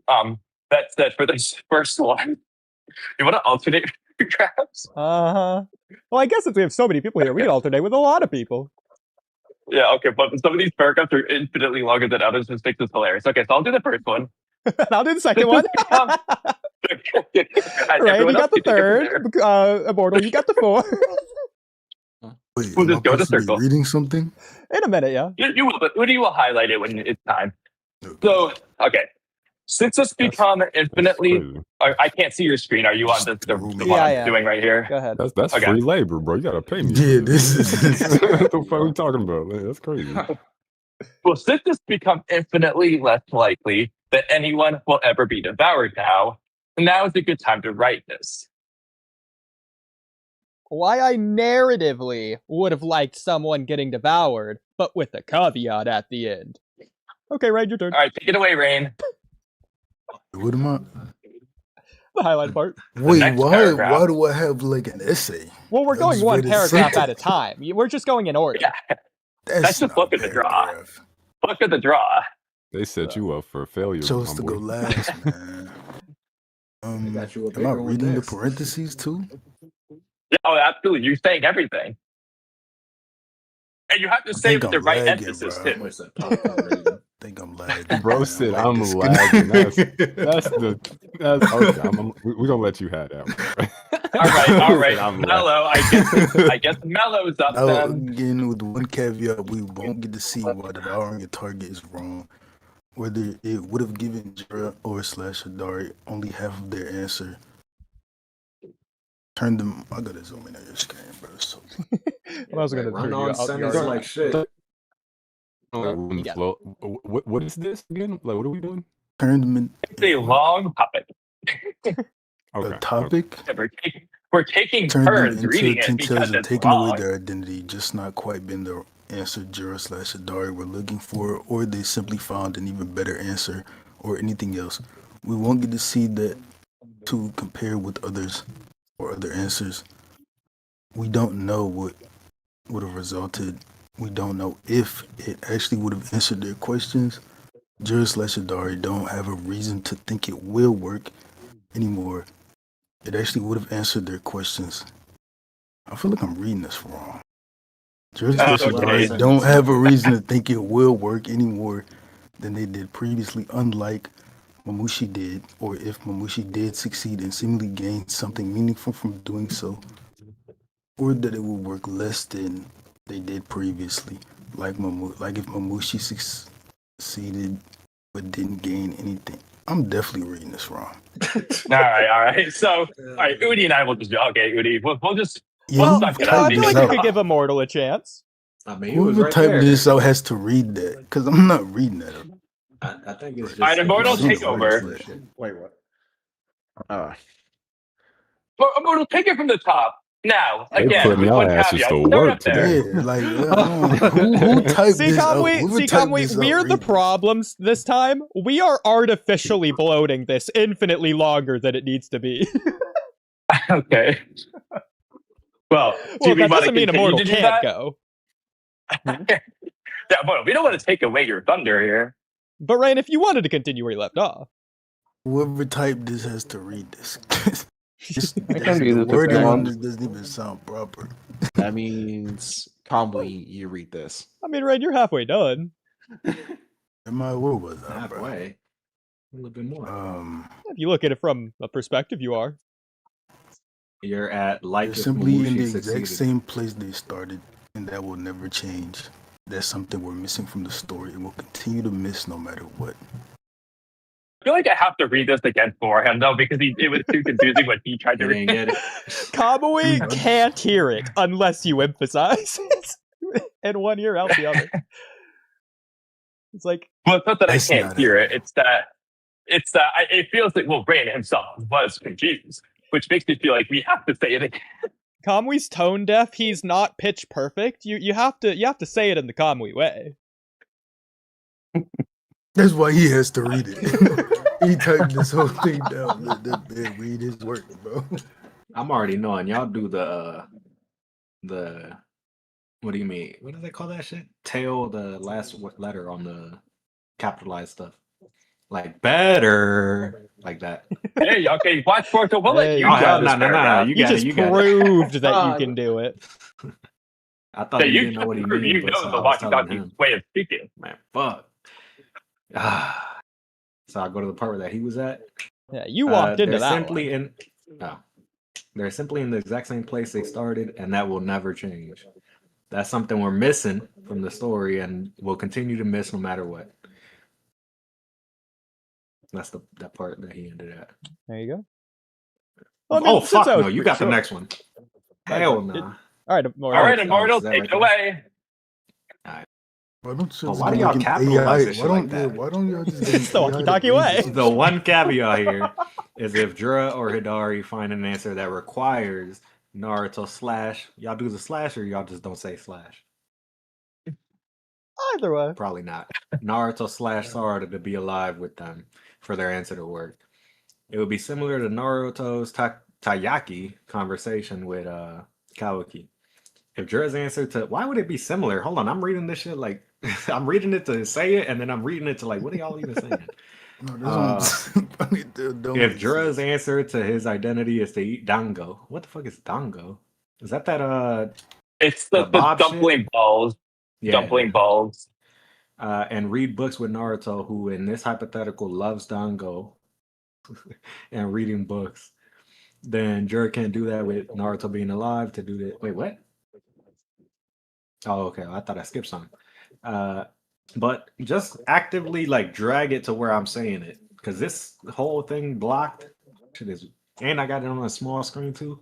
Yo, Kamui, get to read it, bro. Nah, okay. I'm at the part where then Jura can't do that without Naruto being alive to do this with Jura. Why the fuck did you say it like that? Then Jura can't do that with without Naruto being alive to do this with Jura? Like what? You could have said it like you're rewording everything. Yeah, like he's rewording the first part, and then this part specifically you didn't even need because you could do just the Jura can do it alone. You know. So hilariously, you guys have not gotten a single thing, and because of that, we're just gonna continue. I mean, I could keep going, but I'm telling you, but well, some of we these might have a words- special guest, Miss Anne, joining to read for us as well. We'll see. Oh hell no! Alright, Jura can do it alone, but as Naruto told Kawaki, eating taiyaki alone is good. When did he? Oh yeah, I remember. But sharing it with someone, yeah, that's what I remembered. The sharing part. But sharing it with someone you love is even better. If that's Jura's answer, is that right? It's that. You know, that's how you do it. Then I'm okay with it. Not necessarily. That's what. See, y'all just using the wrong words. That's just a typo.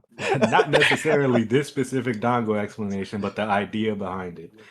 Because now we know that devouring Naruto isn't as good of an answer for Jura's identity because his best answer requires Naruto to be alive and apply this concept with Hidari. That's me. Right. See, I can read it. I'm just reading like the fucking misspells and bad Go ahead and continue. sentence structure, you know. All right. Who next? Mello's deafened. Okay. All right, Mello Certain deafened. B, back to you. Hey, Well, I probably got the hardest Hidari one is right more there. tricky since, unlike Jura, Hidari can't really stick around unless we just leave Sasuke in the tree forever. Maybe Hidari refuses to change and it leads to his downfall, but either way, you get the premise. I need devouring a target to be less good than whatever other answer is available, and I need the story to explain why. This isn't Attack on Titan's genocide bad because obviously it's bad. You can't use that here because the Shinju aren't people, they are trees, and this is what divine trees do. Not evil from their perspective or necessarily from the human's perspective. They are just on the other side of the food chain. I don't hear Naruto characters calling birds evil for eating bugs. Hey, you actually did the best of all of us right now. I don't know why I thought you weren't because of the other language. You know what I'm other language is realizing? that? Just shares their Immortal lingo, hasn't gone yet. Immortal, I think it's your turn. Do you mean other language? Like, what's your I don't know if it's native, but what's the other language you know because of your accent? I know like 4. Okay, which Like the native accent one would or be which Arabic, language did that? Arabic? That sounds like Arabic, it's an Arabic accent. Hebrew, English, and Oh, German. yeah. Oh, never mind. It's German. German's Wait, the you know accent German, I so use. you know all of Fabrino's nonsense. Yeah. Well, he got to be talking to somebody in German. Bruh. You know, I used to know French and Korean. Same.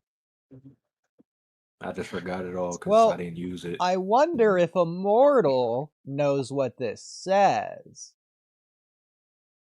See, that damn says was fucking me up on mine.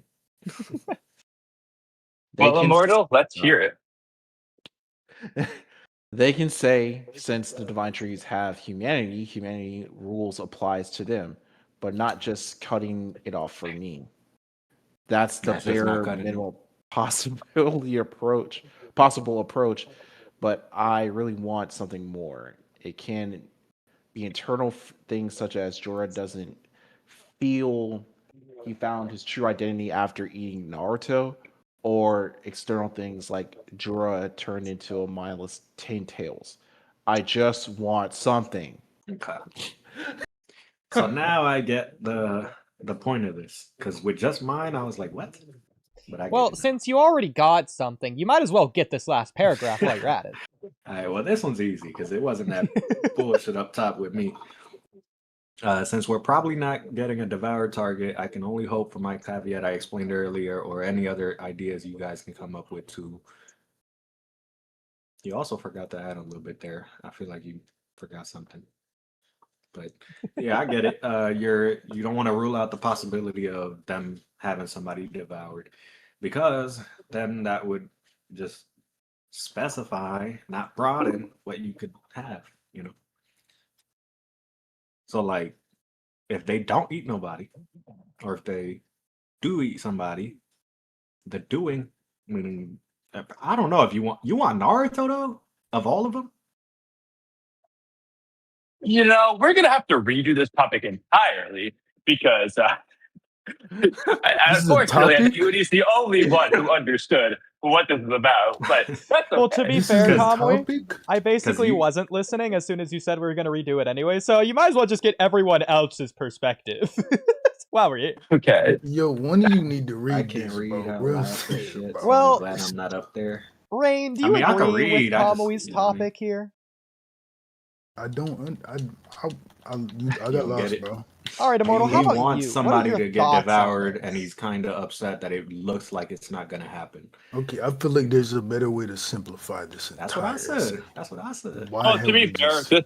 this wasn't written to be simple. This was written to be like digging into the narrative, so it's not meant to be simple. I mean, I'm not gonna lie. I But don't know. for podcast sake, though. I don't know why Kamui wants to redo this with me, because he knows I'm just gonna disagree with him. I've never needed someone to be devoured. Yeah, That was You're not going to Kamui. disagree with what I'm saying. I mean, I don't disagree that having that happen would be worse than not, right? Because it looks like it's not, and you think it should, probably because you Well, think not it might be necessarily. better. I have a caveat. And Oodie, the reason why you're going to probably agree is because of the caveats existence. Because you can apply Well, I any know the other example caveat is caveat. if they don't devour anybody, but they give me something other than that, like oh, you know, this is the answer. But again, I Maybe gave an it's better, example but caveat. The point is yeah, to apply like he that eats same Naruto. concept. I mean, so hey, Oodie, that's the grass on the Well, other regardless side. of the I mean, caveat, again, to be or fair, I whatever caveat basically we have, didn't get the gist of this, because I wasn't really paying attention. But what I will we're say just going to do it is, again. yeah, that's fine. I Has nothing to do with agree. stake. Has nothing to do with stakes or removing characters or whatever reason other people might have. It's not what I was talking about at all. I agree that it You sure? can make it better. Not that necessarily, but sure, I'll say it'll make it better. But it's not a necessity for me. I'm not needing it from the story. I didn't say it was either, so you didn't listen. But Well, you're right. Well, I get the started by saying caveat. Who The was caveat listening, is bro? okay. Well, if they don't have anybody devoured, make the answer be the reason why they don't have anybody devoured. I mean, at the exactly. Yeah. same So time, it could make Yeah, I the know what you story mean, worse. depending on how they do it, it could easily On the make the story bigger worse. of Let's yes or just no, come they back to should. this later. No offense, but I don't want to. If we're not going to do the topic now, then I don't want to do this abridged nonsense version. I just want to do it. I mean, with the caveat that I'm just assuming because I didn't read it, if Jura devours Naruto, okay, well, That's let's not the assume they caveat. do it. Well, let's just assume that is what it was. So if they do that in the worst way possible, they're killing Naruto, who can't come back, and Jura doesn't change at all. They just made it worse. Oh, also that Like, means that devouring means nothing. But yeah, so we're just going to come back to it. I mean, I will don't say want to do the wrong version of what That's what it is. I will say, That's really since what it is. apparently Ada was devoured by Mamushi in that one timeline, and Koji seeing it, but not like saying anything about it, I think that devouring your target, regardless of what it does do, the thing that it does probably is less significant than what we would like it to be. Because if it was I do agree with significant, that. they would tell us, hey, after the divine tree, or after they divine tree Ada, this, this seems Exactly.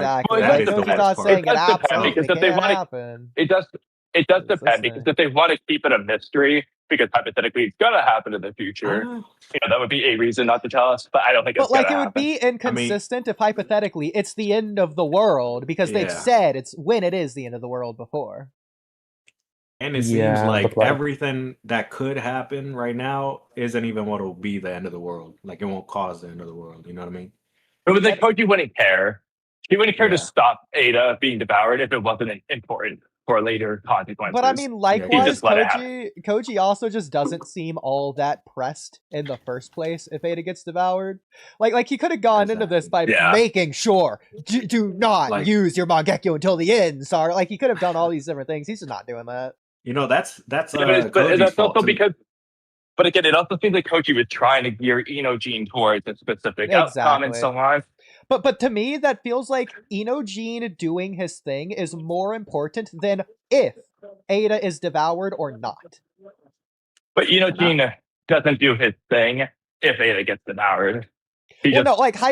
Hypothetically, if Damon just isn't on Mamushi, and Mamushi's just like 2 seconds quicker, to where it's happening at the same time. So Mamushi's head explodes at the same time he bites Ada. Ada's devoured, and Inojin did his thing. I think that Koji would be willing to make that sacrifice. Inojin doing his thing is more important.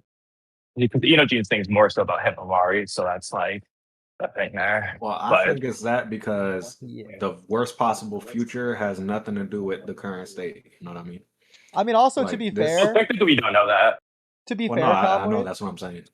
Ada hasn't done anything up until now. I don't think she's gonna do anything in the future Exactly. of significance. Like, I don't think that Koji would see her as very important regardless. That's why I'm telling you, everything that he's pushing or not pushing to make this future happen and not that one. I mean, what could the worst possible future be that Yodo being dead is better than her being alive? You know what I mean? Yeah. Like if she's already dead in the current, but in the future timeline there's something worse, then why not make that worse not even happen by having Yodo live? You know what I mean? Well, I guess like if we'll have Yodo to lives, find that's subjectively better. Well, you know, for- maybe they'll tell you know us what I in mean? chapter 35. Let's find out. I don't know. I What feel a like great place to end stream. I feel like Koji definitely not on the good side. You know what I mean? Or not good side because that's again perspective. On Boruto's side, because remember Boruto was talking about percentages, possibilities, probabilities. Koji would never give him a straight answer. I guess we'll find out in chapter 35 in like 30-ish minutes after the intermission. You're gonna be 30 minutes, Kamui? Okay. Well, if you're gonna be 30 minutes, then we I was might as gonna well say- do 30 minutes. Because I could I'll just just do do like 30. 10 thing. minutes or 5 minutes or whatever, but if you're gonna be 30 minutes, then I'm gonna be 30 minutes. That's what Yeah. I was talking about with the bug thing. Him being too slow. And Well, we I guess all we'll find we're all out in correct on chapter that, right? 35 in 30 minutes. See ya in 30. Alright, see you guys later. Shit, I'm gonna eat my chicken. Come on Rice and back in chicken 30 right here. minutes. Yeah. Are you going to end this stream and start a new one? Yeah, Kamui's gonna take a 30-minute intermission, which means I will as well. So we'll be back in 30. All right, see you in 30 minutes. Yeah, sorry in advance for making in present time for making this the worst experience of all time for you, Mello. Nah, bro. Hey, but let me back up on the next one, boy. I'm already knowing. All right.